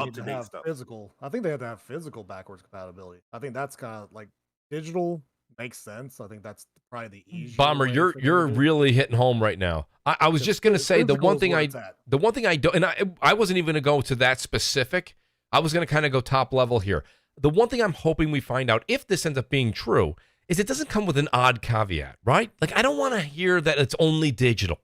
Like, the one thing that Xbox did that's right is they did back compat right. That's kind of where the story begins and where the story ends. Why would it be only digital? I don't understand that line of thinking. That's what I don't know if anyone on the panel can necessarily answer that. If they can, please, I'm all ears. But I got to say that, like, I don't want any caveats. Barry, you know what I'm talking about. Like, they'll say, we finally did it. We broke the chain. We know how to do it. And then they're like, however, you need to buy it only on Thursdays on this digital store with this code. You're like, what? Well, if anything, however, it's probably it's an NFT. Right. If anything, it's probably. I mean, listen. When you put in a physical 360 disc, you're not reading the disc. You're downloading an emulator. It's a key. Emulation. That's right. So I would assume that's just an activation key. Like, that's what Sony would do was, hey, you got a disc and you put it in and you can download it. It's like, and for me, there wouldn't be a ton, but there's stuff like Metal Gear Solid 4 that I would play again. I haven't played that game in 10 years, and I would love that game is strictly stuck on PS3. I would love to play that again in a higher resolution, or maybe they'll, since it's emulated or whatever, maybe they'll let you play it at 60 frames or whatever. There's a handful of games that I would play for sure like that. And I hope that that's legit. And then maybe their tier is what that's about. Hey, you pay for the platinum tier, and then you can have access to PS1, PS2, PS3, Vita, PSP games, whatever you want to do. But that all has to be downloadable stuff, to me, for it to be worth anything. Because they already have a lot of that stuff as a streaming option, and people aren't really interested. So I think for it to make waves, it has to be something that you download. So, and does somebody want to take the mic? Yeah, I mean, yeah, like I don't care about. Everybody knows I don't care about backwards compatibility. Like the farthest I'll go to play a game is like, the year before, like, of like, I still play. I mean, I play Ghost now. I've been playing Final Fantasy, and that's really because my PS4 saves, just got deleted. That's the only reason I'm playing it now. So the farthest I'll really go back is like a year. But other than that, like I have no interest of playing any PS1, PS2, or PS3 games. Like I don't care about any of that stuff. And I know backwards compatibility has been this like elusive thing that PlayStation seems to be trying to actually, get accomplished for a while. And some PlayStation fans have been, clamoring for it. Listen, I hope y'all get what y'all want. Me, I don't care though. Like, I gotta say, I'm really in BG's camp here. I've never been a big fan. You guys remember when back compat became a new thing? When you saw people going home when Xbox first announced it. Like I use Left 4 Dead 2 as a big example, or Left 4 Dead. Everybody's like, Left 4 Dead's going to be available tonight, 12 o'clock. I can't believe it. Everybody would run home. They grabbed the actual disc cassette that it was in. They got their thumb in the picture. They took a picture on Twitter. They're like, I'll be playing this tonight. And then everybody would play it. You'd see your friends on their playlist and be like, Mooch, I told you everyone was playing it. Literally 12 and a half hours later, gone. Gone. It was like a forgotten memory. Hey, I'll talk to you guys later. Something just came up. All right. Yeah, Addict, thank you for being here, buddy. Hopefully we'll see Addict on the 28th, dude. He's supposed to be coming back on the show. Addict, I appreciate that. All right, you guys have a good day. Appreciate that, Addict. Take care, bro. Yeah, Addict was working tonight. It was great to have him be able to pop on. But, that's my whole thing with that. I do want to say shout out to Edward King. Now, this is for Bari. I'll go back to you on this one. Edward says the patent originated back in 2015. There's not much to it. So, but there's been an update. Has there not? Was the patent updated? I don't want to say that that's the truth, but I thought there was something updated to it, which is why it's more relevant now. I mean, if it was 2015 patent, I agree with Edward at that point. It's really irrelevant because if it was done and stamped, sealed, and delivered, we would have had it on launch day. So is that something, Jay, that were they updating this patent as we speak? Updated. That's what I thought. I think it's an update. Yeah, it's an updated patent. So I'm not 100%, but shout out to Edward for that. I appreciate it. Jimmy Harrison, you're great, Jimmy. Sure, but I think it mentions PS4 and PS5 in the patent. Does or does not, crap? I'm not 100% sure, but I do believe that's what I read. So okay. So maybe somebody can double check that, but I believe that's what I read it off of a site. But I mean, listen, I think it's an option. There's always going to be people that don't want to play that stuff. Like me, I always prefer a remake or a remaster if it's got new trophies. Like for me, like I think that's the perfect me too. Like I like the PS3, Xbox 360 stuff backwards compatible because there's some of that stuff that I still have in shrink wrap and maybe would play, and it supports trophies or achievements. But if it doesn't support trophies or achievements, it's got pretty much a 0% chance of getting played again. Like I like Alan Wake, right? But I had already got all the achievements that I could out of that, even though it's backwards compatible. So what did I do? I bought it on. I bought the remaster. Like the remaster, right? Absolutely. I got a ton of achievements on that on Xbox Series X. I love the game and kind of wanted to go through it and play things a little bit differently, but I want to get something for it, so I bought it on PS5 as well. It's just really kind of the same thing with Mass Effect, one of my favorite series, but I never played the DLC. Sure, I could have went and played through and got the DLC on Xbox 360 or whatever, and played through it again. But I got it on Xbox and played it there, and also got a copy of it for Christmas on PS5 or PS4 or whatever. So it really depends on the type of game it is. And if it's a great game. I do got to say though, crap, Jeff Grubb made a point here, and it's funny because Jeff, I can't really argue with you. I can't because everybody would say, Mooch, that's not fair. That's not how I feel. Jeff says, yeah, but now an old game like The Witcher 3, which came out in 2015, he says old games feel less old than ever now. Meaning nowadays, and I know that some of them are getting, but I'm kind of a little bit more in Crap's camp with this one, Jeff, where I would rather see a remaster or a remake of a game rather than just it getting a 60 frame buff and a very meh, if you will, graphical patch. PS4 and Xbox, and I'm not touching it until they update it for the new consoles. Which one, Crap? What's that? What game? Cyberpunk 2077. Oh, Cyberpunk. Right, same thing with me. I haven't touched it really. I own it on both.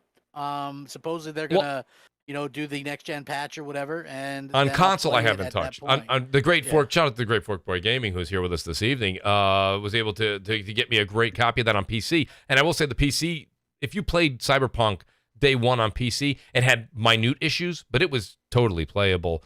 You could at least get through the game, and you would probably, I would say, I go as far as to say you enjoyed it. And there's But the a lot of console's not so people much. hating on Halo in the chat today. What happened? I don't understand. Oh, hey, well, they're hating on Halo? Yeah, I don't Yeah, understand there's a lot the of that. hate in there. Well, It's well, weird. first of all, there's Halo on the screen. That may have that always causes a bit of Oh, okay. grief. It explains it. Yes, Yeah. yeah. So that being said, shout out to the great Jimmy Harris. He said, let's do this, Leave guys. Halo alone. Good to see you all. Days Gone is pretty darn good, too, so far. That's right, you guys. If you guys weren't here last week, Jimmy was asking the panel, should I buy into Days Gone with all the news that was breaking? And we said, we really thought you should try it out. He is enjoying it. So shout out to Jimmy Harrison, the great Jimmy. I do agree with you guys on that as far as that whole thing goes. I think that when it comes down to it, and I thought Jeff said something else, too. Jeff, I don't know if you commented on the patent or not. I think that the patent is not that big of a deal necessarily. But at the same time, it could be something I think that could lead to future sales, and it really Well, is the something main that thing rival is Xbox. Yeah, the main thing is this, right? So one of the big talking points for Xbox was, hey, you can play these backwards compatible games. Right, that's or what I'm saying. It have rivals you. it, right? Yeah, right. And so I think the main talking point would be that Jason Schreier said that they're going to have these tiers with these backwards compatible with these older games in there, and how would they do that? Now, if it's just streaming, how's that any different than PS Now that nobody wanted? Right. Right. There has to be some other kind of hook to that. That's right. Where you can download the stuff, right? Like, who cares about streaming a PSP game, PS3 game? Already, nobody really cares about that, right? But if it's downloadable, or you could just pop in your discs or whatever, I think that would be a much bigger deal. And if it's emulated, then what's to say they can't take full advantage of the hardware? And and do what Microsoft did, and just go, okay, well, guess what? You guys like this game. Well, this PS3 game, like Metal Gear Solid 4, 60 frames or whatever. You know what I mean? Or we boost it to 1080p or whatever. Right. I just think that's that would be great. That was that I think that would just be a cool little bonus thing for me personally. Like PS1 and PS2 games, I don't care, because like I got the PlayStation Mini or whatever it was when it was down to like $20 or something. Right. Those games look like ass. They're terrible. Look, I don't want to play Absolutely. that. Absolutely. You don't want to play Siphon Filter get crap? Oh, not looking like that. No. Come on, man. Yeah, I can't do it, man. The only game Final that Fantasy 7. Some the games only just game- do not. Yeah, one of the only They games that don't, I can Bobber. stand from the PS1 era is I can play Star Wars: The Phantom Menace for some reason. I love Oh, that shit. game. Yeah, Yeah, and it was right. I still have it, and I have it on my. I got my little PS1 with a little screen, and I'll break it out sometimes and play through it. But yeah, that's like one of the only ones that I can stand to go back and play. But yeah, that's only once in a while. But it's like, yeah, I much prefer remakes or remasters. But some stuff, believe it or not, like how is Metal Gear Solid 4 still only on PS3? Right? I mean, That's with all the like collections and shit they've made. It's Yeah. crazy. Yeah, exactly. It's like, how is that possible? Like, I look at my PS3 collection, and it's like I have like over 100 games, Mhm. and a lot of those are. They had so many weird and cool exclusives, and a lot of those are just locked to a PS3. And I have a PS3, but I don't want to hook that up and play that. You know what I'm saying? Like, I Right. don't Well, know, that's like, the thing. that's It's the whole convenience factor crap, and that's whether we're Yeah. talking about PlayStation or we're talking about Xbox here. It's all about that convenience, and I think that this is more of a we have it too type of thing. And shout out to Jeff. Jeff also said, and I want to read Edward's also reply here. Jeff said that he's like, I'm not really. He said it's hard to know if a patent will ever turn into anything major, but it is a sign they're at least researching the possibility. Edward King, who was in the super chat a moment ago, he said the patent was re-registered. It's not new, just updated. It was originally filed in 2015 before the launch of the PS4 Pro for base PS4 games to work better on the Pro. Well, Edward, I would say that, I'm not disputing you because you've apparently looked more into it than I have, so I tip my cap to you there. But I would also say that with that technology, they may have gone a step further, or like Jeff's saying, they're researching something further to make older games look better as they progress. I don't know. like Jeff said, a lot of times patents don't always turn out to be something that's a consumer can use. So we'll have to wait and see a little bit. Out that if they're only doing streaming again with these older games, that's a big. People are going to look at that as a joke. I don't think that's the case, crap. I think that if that's the case, they're just going to sit and be mum on it. They're not going to do anything with that. Exactly. So why would Schreier be like, yeah, they're going to bring PS1, 2, 3, PSP, Vita games? You know, was Schreier that specific, crap? That's what Schreier said. Okay, I didn't know he was that specific as far as. Okay, no, listen, I got news for you. Jason Schreier, as far as I'm concerned, is about he's 10 and like 1 in his last 11 predictions, and I think the one was just the night that he was out having a couple of drinks. He's always on. That's my point. This man's on. Yeah, I think he's got an impeccable record. They took out the PS Now cards in the UK. Apparently, they did this weeks ago in the US, and nobody knew about it because nobody has PS Now, right, or cares, right? So it's like, they took it out, and because obviously you can't be using PS Now cards if there's no PS Now.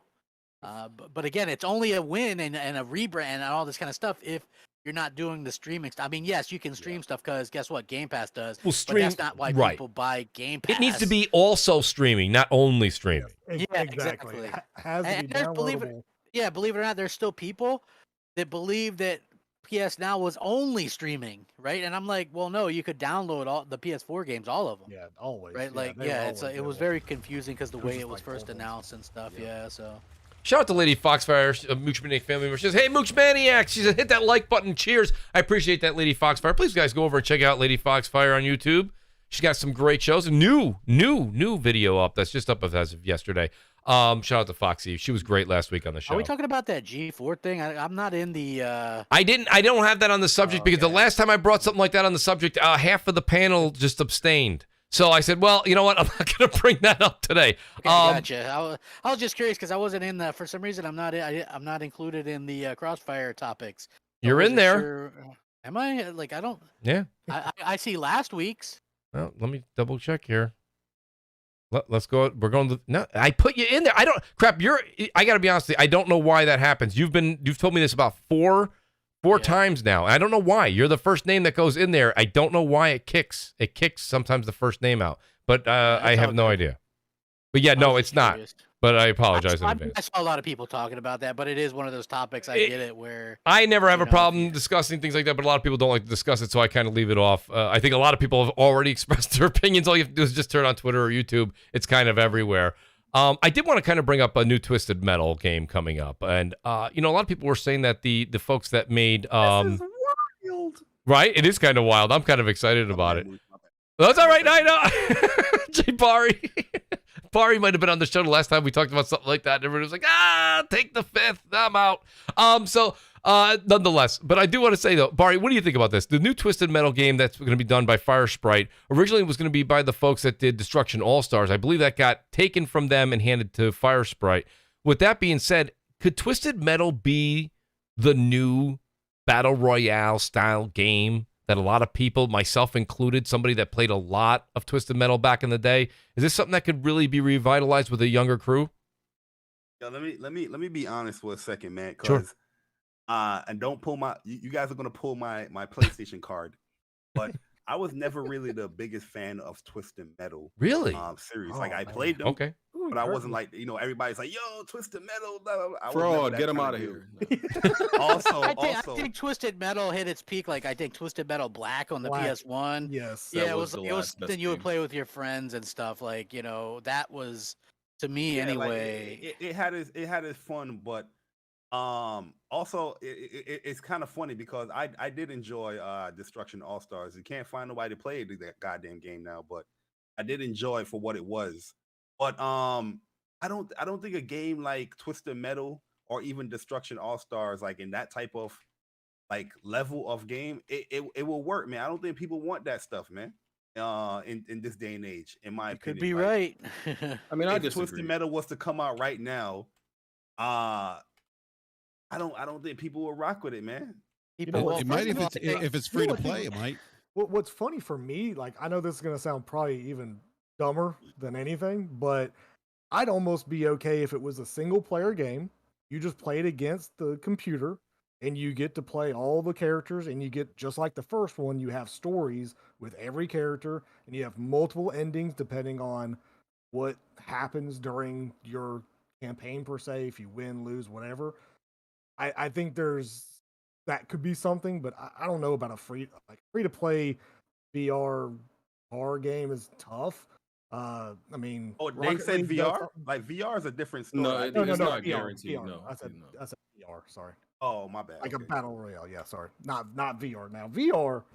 Now that we're talking about. So I never played a single Twisted Metal. Oh, Fork. Honestly, I gotta say this. You're really missing out. So how do I put this? Oh, come on, man. Like, well, no, you had Nintendo had with not Mario, but you know that part of Mario Kart back in the day. They used to have the Mario Kart where you had the 3 balloons on the back. You shoot the shells, and that's how many. The battle mode. I understand Right, what battle Twisted mode. Metal is. I've seen Yeah. people play it No. and everything. It's just It's never been. really. Yeah. Yeah, so I mean, I've always been a Twisted Metal to really succeed now.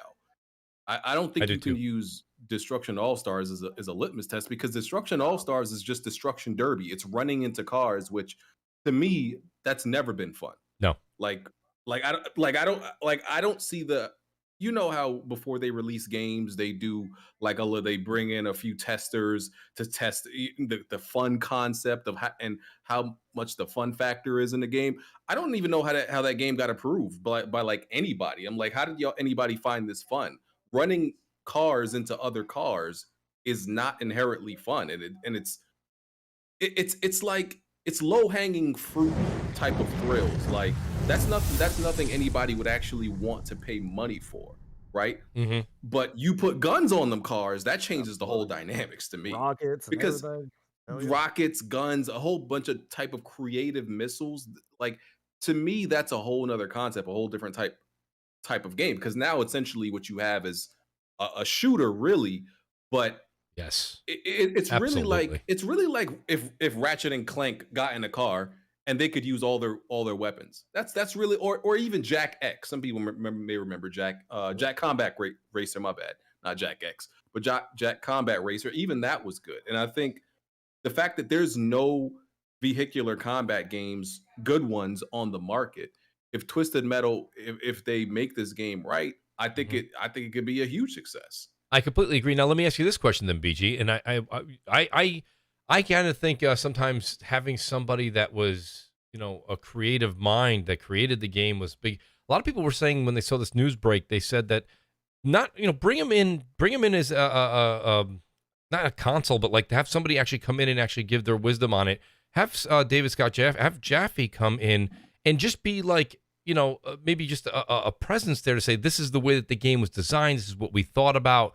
And this is where we kind of left it. And then if they, pass the ball on, do you think that someone like Jaffe should be involved as just a kind of consigliere? I don't know how to put it. I don't know how else to really say. To be, he should. Should he? I think he should be involved. I do.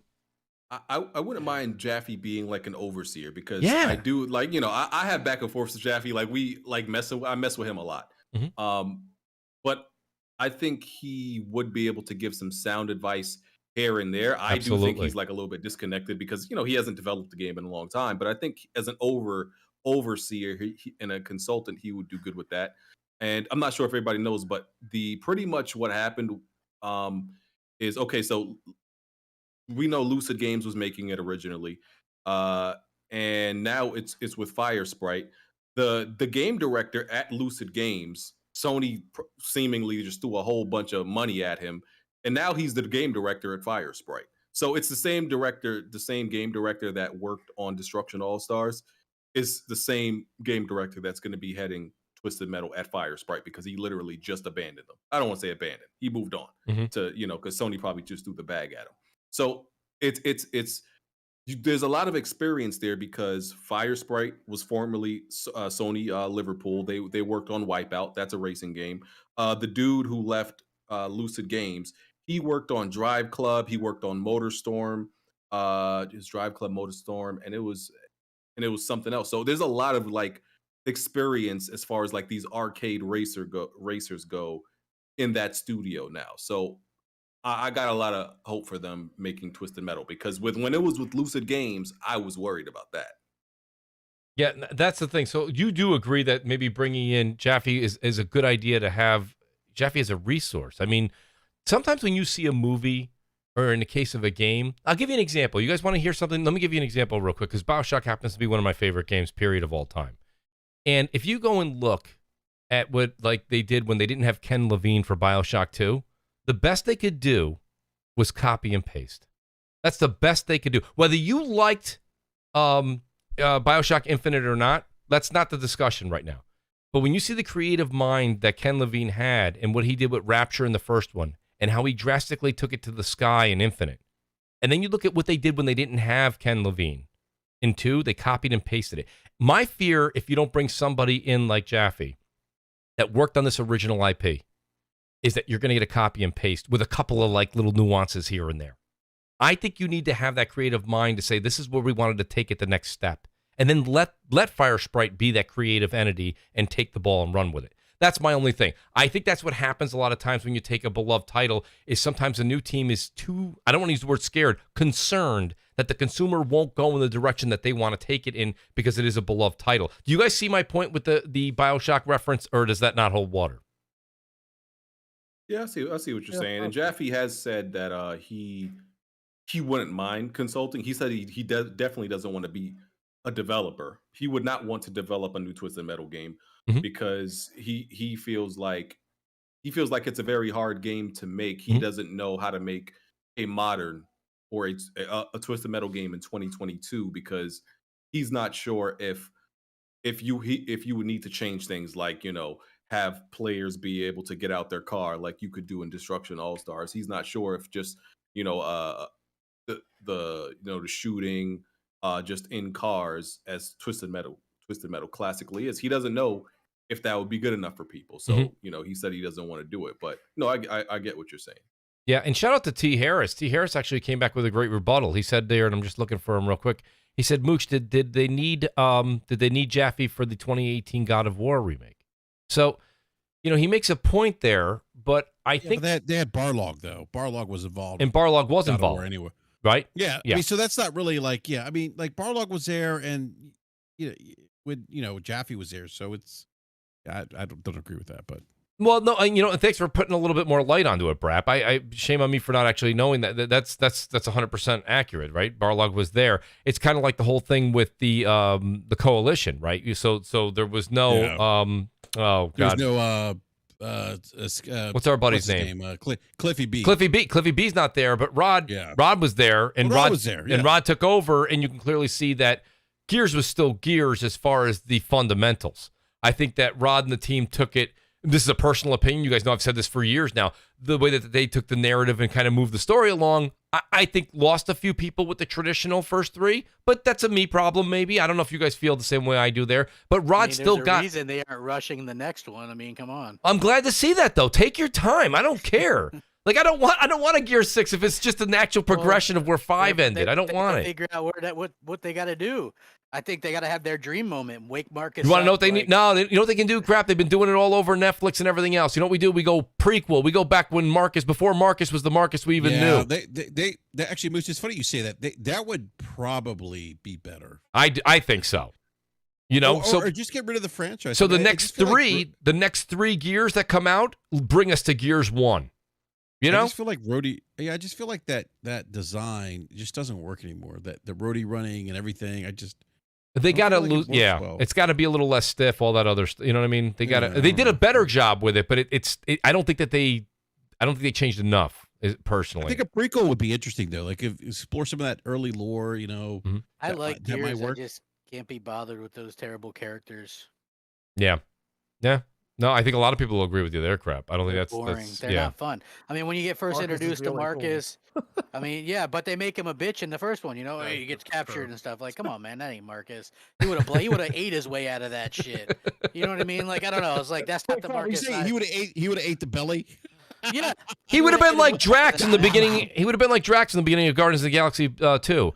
You know, just kind of getting his, you know what I'm saying? He's Marcus carving his way out. Absolutely. Right? It's like, come on, man. And they put but he's old Marcus, though. He's like maybe 60 years old. I don't care. Go out there and, do the shit. So man. wait, I saw so Rocky Balboa was 60, man. Took it to Mason Dixon. Let's go. The great Rocky Oh, my Balboa. goodness. So listen, That's I don't funny. get this opportunity all the time, but I've got the great BG here tonight. BG, I've got to ask you a question. You are always very vocal about how you play PC games. PC is definitely the place you prefer to play. I know the great BRAP will also back this up. He's waving a flag as we speak. But BG, are you, first of all, did you pre-order the Steam Deck that's coming out, rumored, unless they delay it again, rumored to come out in February? And I have to ask you, because I do have the Steam Deck coming, I have to ask you, what are games that are going to be at least give me two. I can't ask you to name a million. Give me two games that are must play on the Steam Deck the minute you get it. On the Steam Deck? I mean, basically, what we're talking about here, for people that may not know, is it's a portable PC gaming device, rivaling, maybe it's a bit bigger, maybe a bit bulkier than the Switch. It is, but it's quite powerful for what it can do. First of all, I should ask you, BG, do you have it pre-ordered? Yeah, I do. I'm not sure if it's something I'm actually gonna keep. Okay. Like if I do buy it, or if I even because you can cancel your pre-order at any time. But what's attractive to the because I don't like playing on small screens. Everybody know this. I play my my Switch in TV mode, so it goes against my stance on playing on small screens. But I also what's tempting is the fact that I don't have to be at my PC to play my Steam games all the time, because sometimes I don't want to be at my PC. That's a pain. That's why Right. I have two PS5s. I have one at my setup and one in my bedroom. Same as me. And Same as me. and I cannot exaggerate how great it is to play games in bed. Like, do not sleep on playing games in bed. It's so good. I have Done a lot well, at I have my one. house. I have one in my office and one in the family room, but nonetheless, I get your point. Yeah, so that's why I kind of wanted the Steam Deck, because I don't want to have to sometimes sit at my desk all the time upright just to play any games on PC, even though I don't necessarily want to play it on a small screen either. But That's the games problem, that right? come to Though. mind, just games that come to mind are actually like games like Gears Tactics, XCOM. Y'all know I like those type of games. And it's also having two PS5s, and like it's the same thing with a Steam Deck. It would allow me to beat games way faster. Ever since I got two PS5s, man, like, because if I'm not in my setup, I'm not playing games. Now if I'm in my bedroom, I'm still playing games, so I beat these games way faster, which it's kind of important because so many games come out. Well, I mean, I see what you're saying. I think the one part I'm taking away, though, that you said is that the smaller screen, like playing on a smaller screen, does impact, and sometimes playing with those smaller thumb, the analog sticks and things like that. That's a lot of times the reason I don't get a lot done on the Switch portable, because for me, I feel like I actually don't mind that the Steam Deck's going to be a little bit more a larger fit, because honestly, sometimes I feel like if you're like really playing the Switch, I feel like you almost break it in half. It's like I don't know. I just feel like that it's that's my only thing. I have it pre-ordered. I think I'm going to end up keeping it, to be honest with you, because, well, let's be honest, but pre-pandemic, I used to do a lot of traveling, not so much anymore. So I don't really have that as my scapegoat to say this is why I'm keeping it. So I'm trying to ask a lot of people that PC game that I know, be like, you know what? What's a game that, like you said, BG, I'm not sitting at I'm not sitting at the desk. I'm not always playing on the PC. What can I play on the couch or you're laying in bed, whatever? What's a good game like that? I do think you're right with those tactics games. Those are very good for that. Shout out to Jeff Grubb. He said something about Super Mario Strikers would be a game to play. I don't know if Jeff was kidding or not. I don't think he was. I see Fun Speculation says God of War. I've got God of War on PlayStation 5. I don't buy a lot of these games. BG, I saw you talking to people online about this too. A lot of people are like, I'm buying the game on PC the minute it gets here. And then you're like, so how far did you get? You're like a half hour in. Because they already beat it on PlayStation. They're not necessarily going to go back and play it again. And I get that. I completely get that. That's the way I feel. So I wouldn't go and buy anything like that. But if anybody has any ideas, I'm all ears. Anybody else on the panel? Fork, are you grabbing? Anybody else getting this device? I got one pre-ordered. Mine moved from December to Q1 to now Q2. But the only concern I have is there's no complete list of these are the games. It's just, we're looking at which games will work on it. It's like, that's great. but I kind of need to know what I can and can't play. So wait a minute. So I had it pre-ordered, but I canceled it like 2 weeks ago. I still have mine. There's not enough information about this device coming out where I'm like, you know what? Should I shell out this 700 and change for this product? Yeah, it ain't and cheap. I'm just like, you know what? I'll just wait and see how the other people, if they like it or whatnot. If it's a good product, then I'll just copy it. Yeah, I mean, the one thing I do like is the fact that you can, like the Switch, you can hook it up to a monitor or a TV. But I mean, without knowing what games I can play, I mean, yeah, on their website, you go to Steam Deck, Ghost Runner is verified. The Team Fortress 2 playable. The other ones are unknown. It's like that's 4 games out of thousands. I kind of need a bigger list than that. Yeah, so Jeff, and I don't want to speak for, maybe I'm misreading or Jeff's talking to somebody else. It says it seems like everything on Steam should run, but there might be some except. I think it's the other way. So that's the one thing that I would say to you, Fork, as you kind of go into this evening is I was under the impression more of what Jeff's saying. There's going to be a small list of games that are not going to be accessible on the unit, but most that's will. What I'm hoping for. That's the way I understood it. It seems like a lot of games are going to be playable on that. I mean, look, I'm not by no means, like Bari just said, $700 unit. I'm not talking people into this.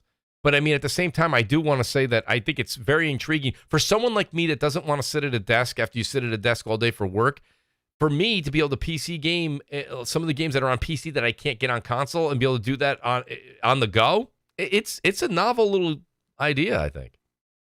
I find it funny that all these people with these high spancy rigs and all that stuff that detest console gaming is going out shelling out money for this handheld that is lower quality than the console gaming that you guys bash for years. It's funny to me, but we'll see how it goes. Jay, 30 frames, a 30 frames handheld at that.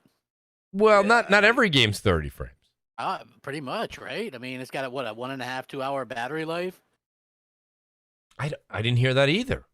Yeah, I know the screen is like 800p or something. I don't know. I don't know if the 1 hour. I'm pretty sure the 1 hour battery life isn't true, but the screen is one of the other problems.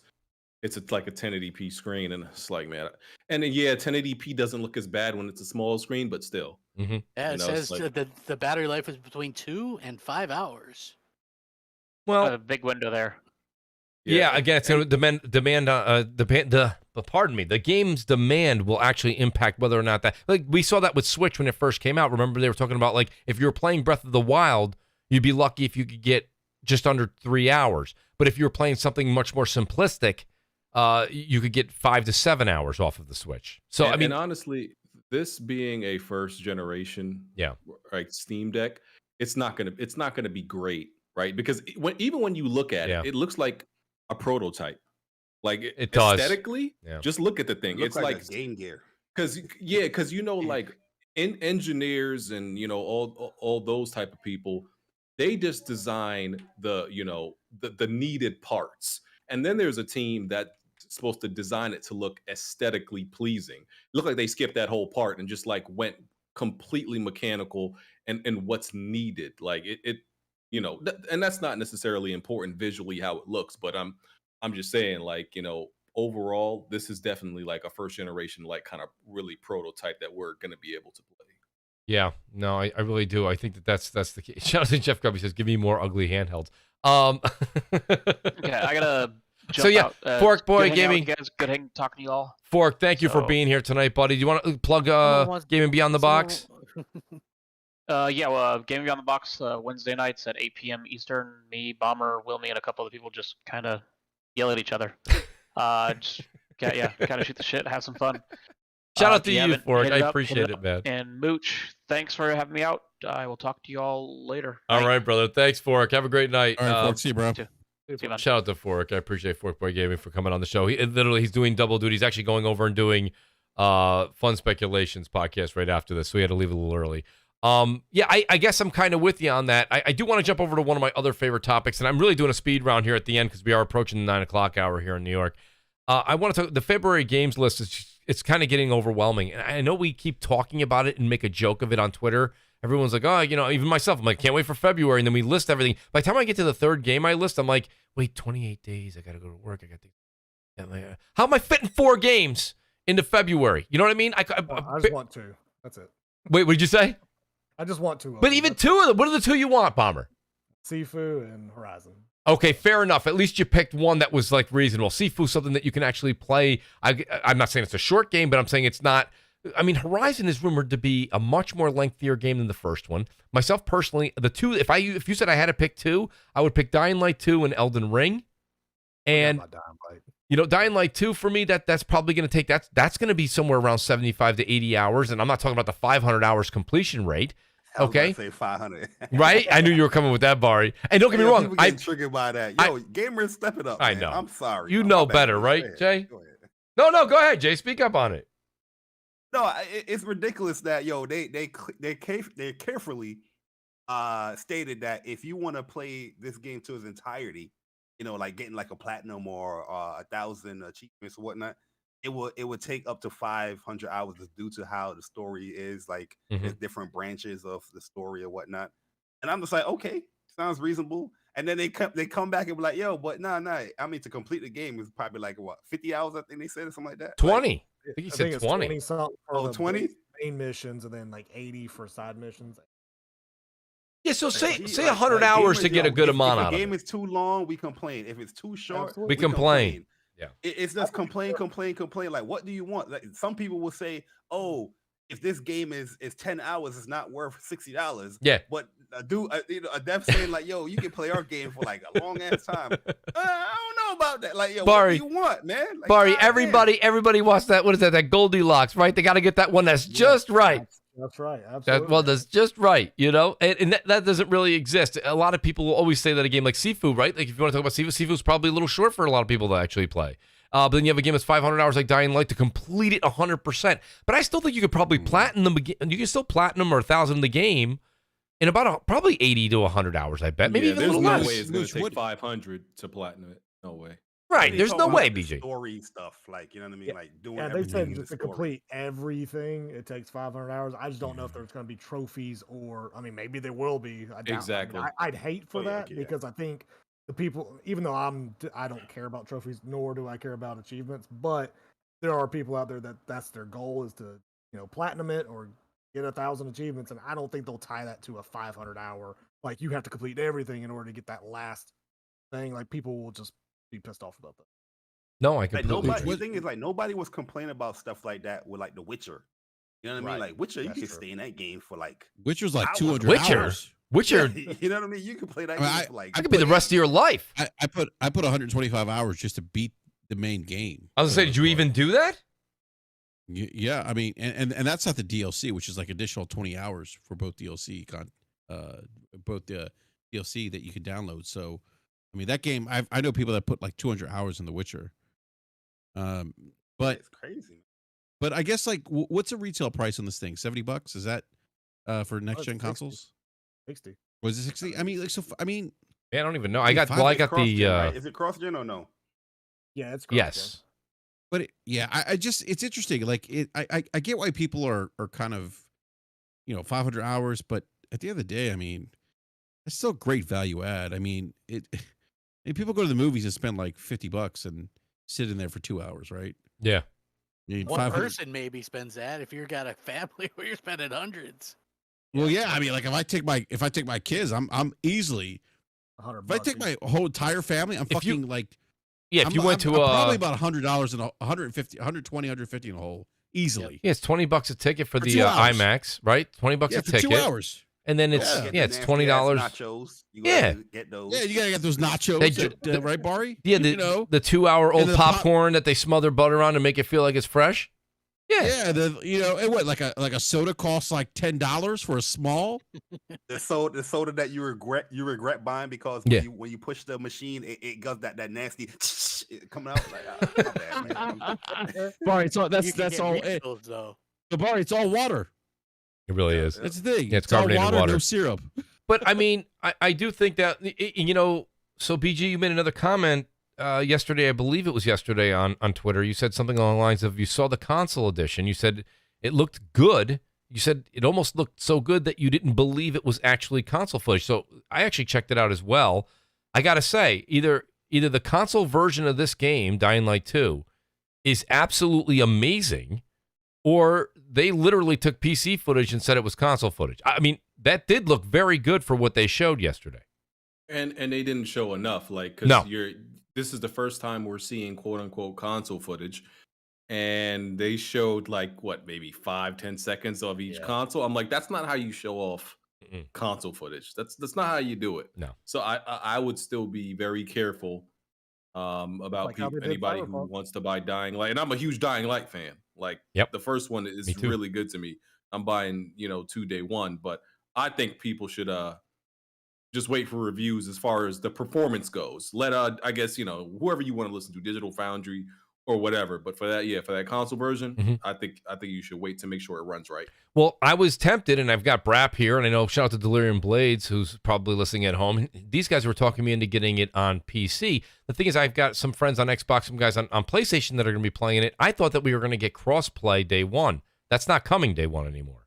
And with these guys and their schedule, I don't think you're going to get cross-play for, I bet you don't see it for 12 months. So I would have originally picked it up on PC, enjoyed it at its highest fidelity, and then just played with friends that are on console. At this point, I end up probably choosing one of the consoles because you just got to pick your poison, pick one of them. If I play on PC, I'm probably only going to end up with just one person playing with me. So it's like a console. I have so many people. Would be, by the way, it would be you and maybe you and Blades. That would be about it. Yeah. So yeah. It's like I don't know. So I'm probably going to go with the console version. I'm probably going to regret it because I agree with BG. I just don't think it's going to be that good looking. I think something's not right. They wait all the way until 2 weeks before the game's literally going to launch. They show it in a very rushed fashion. And that's what I'm led to believe. They've had all these shows. They've had the guy and the girl doing the presentation and the shows and the this and that and how they've gotten so far in development. And that's how you choose to show the console where you're probably going to get a ton of sales.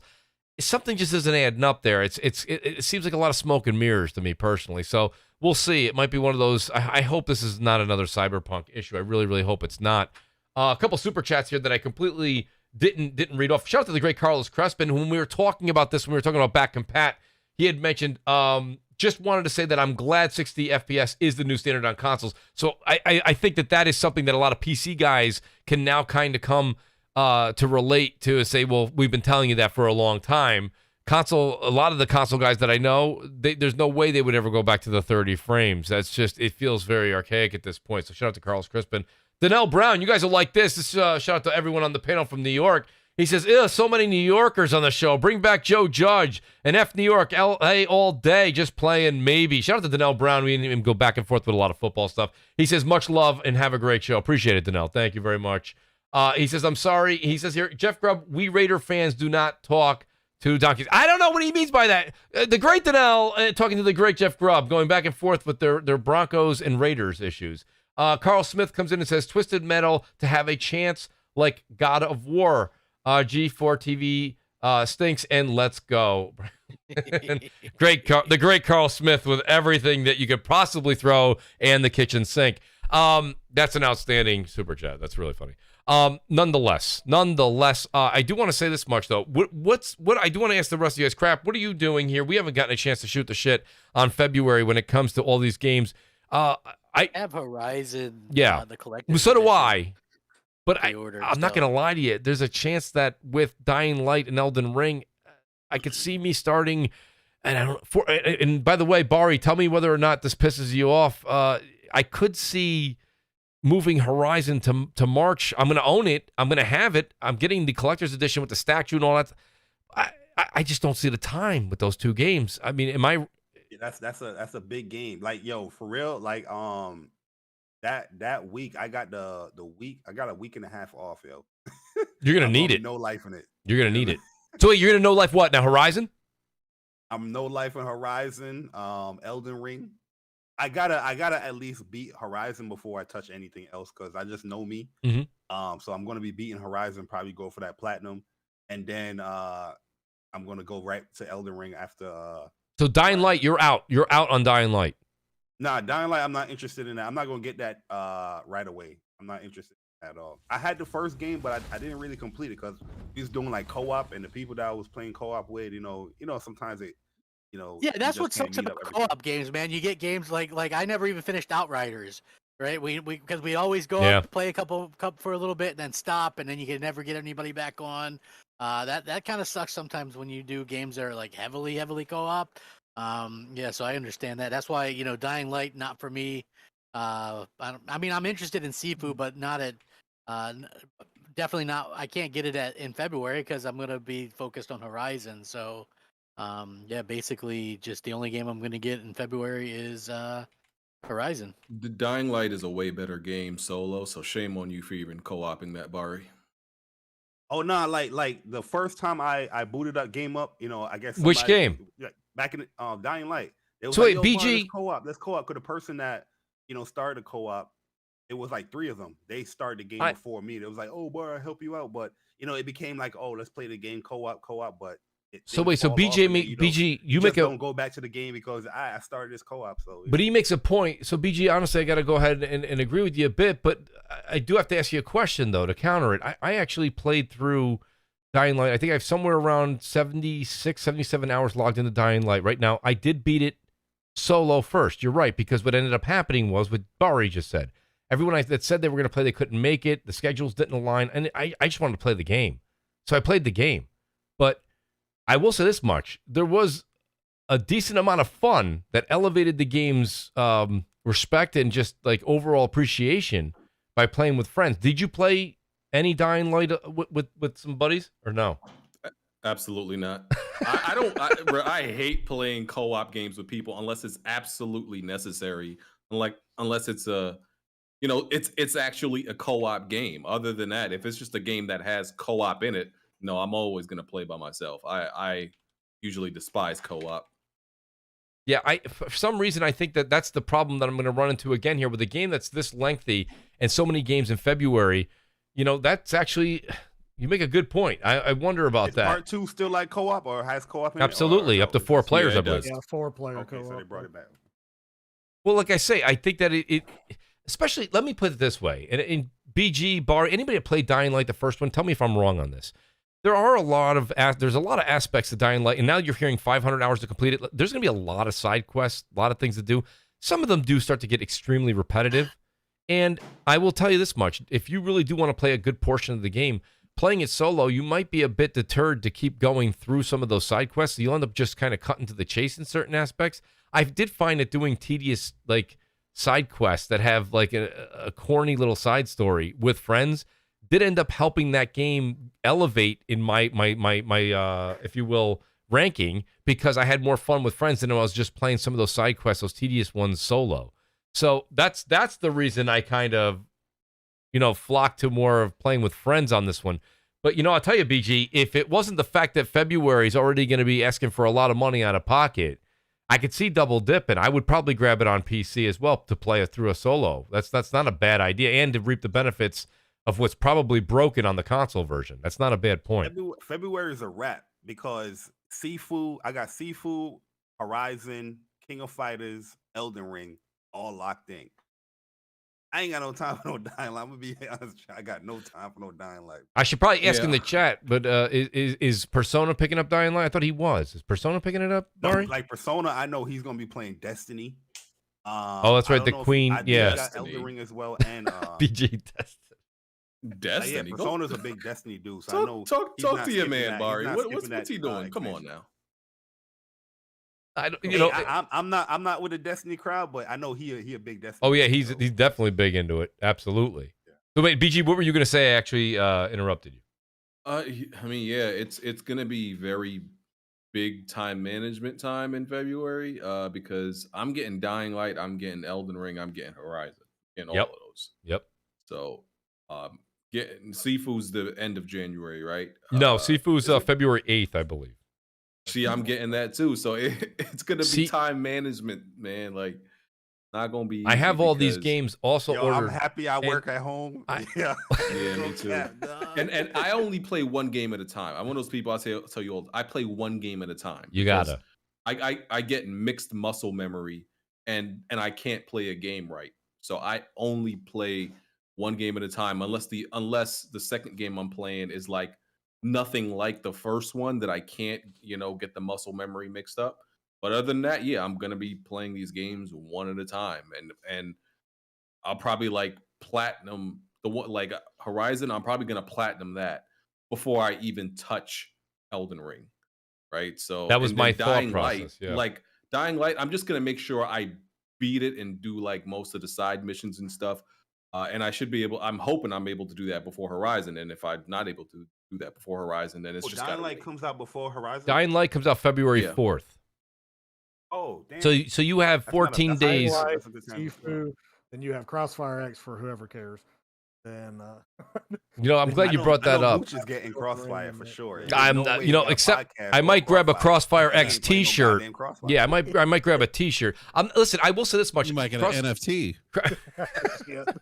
Crossfire. I will say this much: the Crossfire campaign looks like it could be fun, but with the games we're talking about, that's definitely getting pushed a bit to the Also, right. IGN keeps So on have shitting have on they it, so I'm shown like, I off don't the even know about campaign? it. Like, have they shown like a in depth like Not in No. depth. Not in depth, No, but they the only did thing show. They did was what Go ahead, a Bomber. year ago when Xbox did it. Yeah. and that was I it. think they did a preview, but the preview said it wasn't very good. Yeah, like IGN keeps shitting on it, and I'm like, yeah, I'm Yeah. gonna leave that alone for a while. Yeah, I think that's a pass, but I think that so if you're following BG, we have a very similar structure here. So if you go February 4th, it'll give you 14 days to really get your money's worth on Dying Light 2. I think Sifu's gonna even if you have Sifu purchased, I think you're gonna have to backtrack on Sifu later into March if you're gonna go ahead and platinum Horizon before you get to Elden Ring. Now the problem is that you've got February 18th is Horizon, and you've got February 25th is Elden Ring. Here's the thing. The reason I said what I said, and Bari and BG definitely are doing something different, is I'm going to go ahead and push Horizon off into March.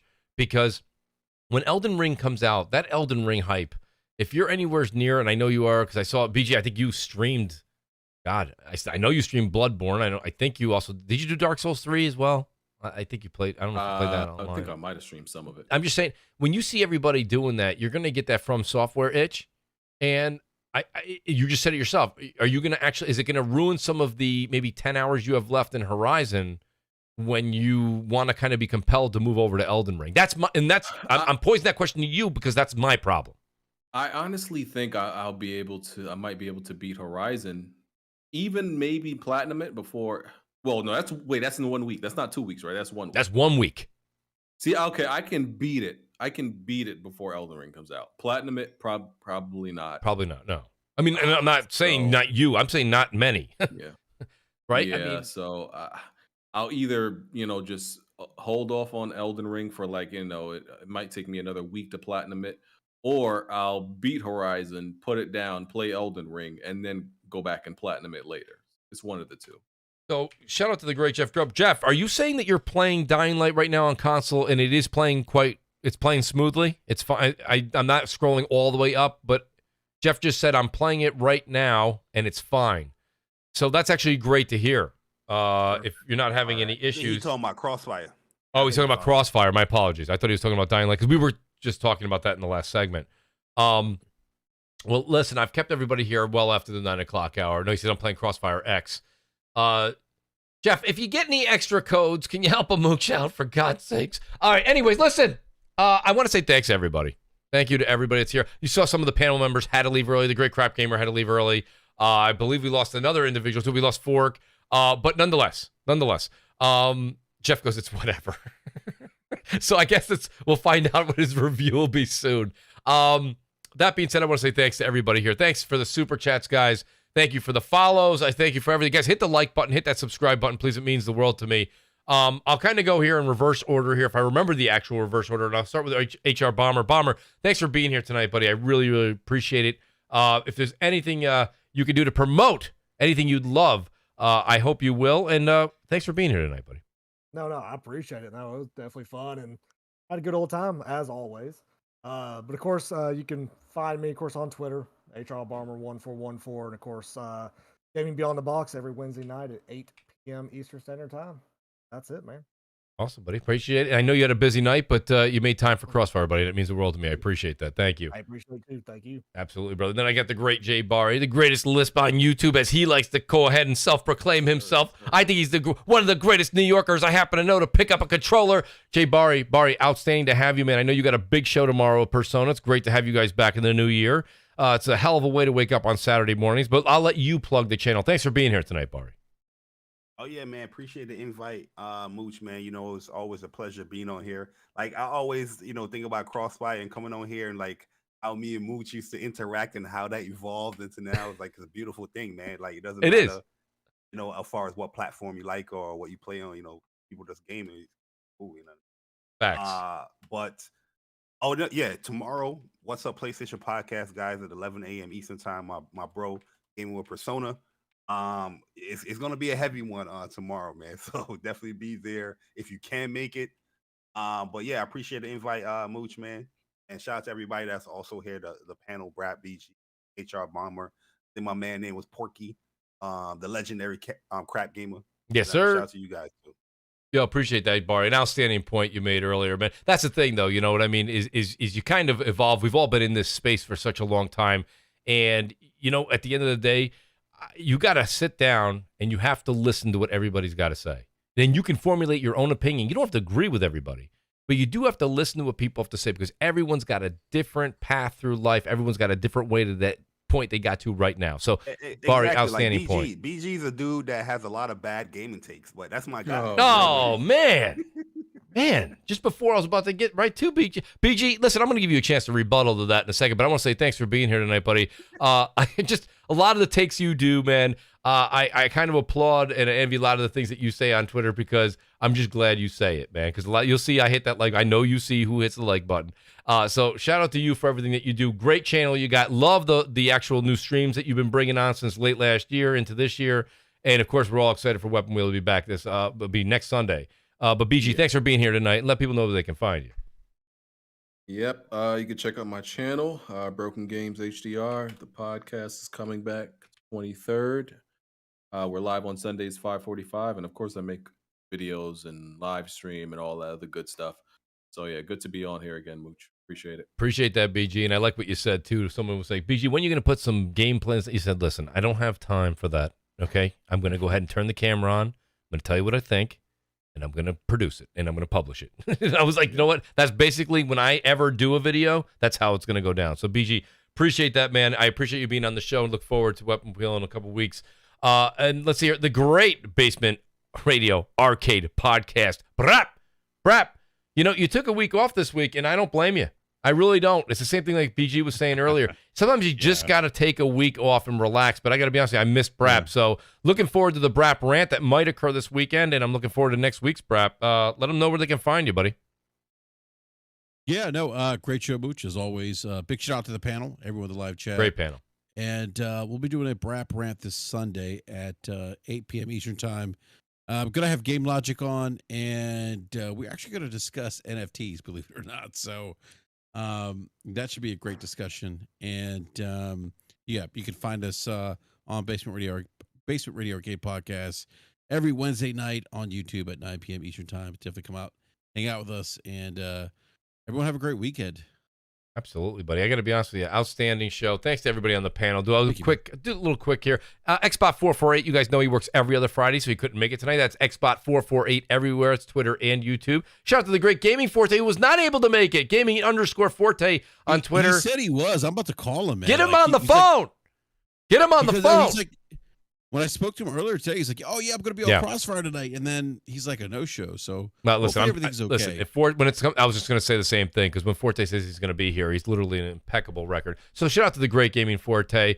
And I've seen Destiny happened. It might have been Destiny's. Destiny calls. It does trump the podcast scene. Shout out to the great Forkboy Gaming who left early, went over to do another podcast right after this. That's at Forkboy_Gaming, and he is on Gaming Beyond the Box every Wednesday at 8 p.m. Eastern time. That's over on Wilmy Hood's channel. Guys, want to say thank you again. Please, before you leave, please hit that like button, hit the subscribe button, and guys, listen. Warzone's been kind of acting up. I'm kind of doing like a soft launch this weekend. So twitch.tv, the Mooch78, go over there. Follow me over there. We are going to start tomorrow night. That's if they fix the problems they're having with Warzone right now. Right now, console's having a hard time with anything beyond solos. Don't ask me why they're having a problem with it. But next week, we will start doing some Demon Souls and some other games as we lead into February. So guys, thank you so much. Again, hit that subscribe button, hit that like button. We'll see you guys next Friday, and enjoy your weekend. Peace and good night, everybody.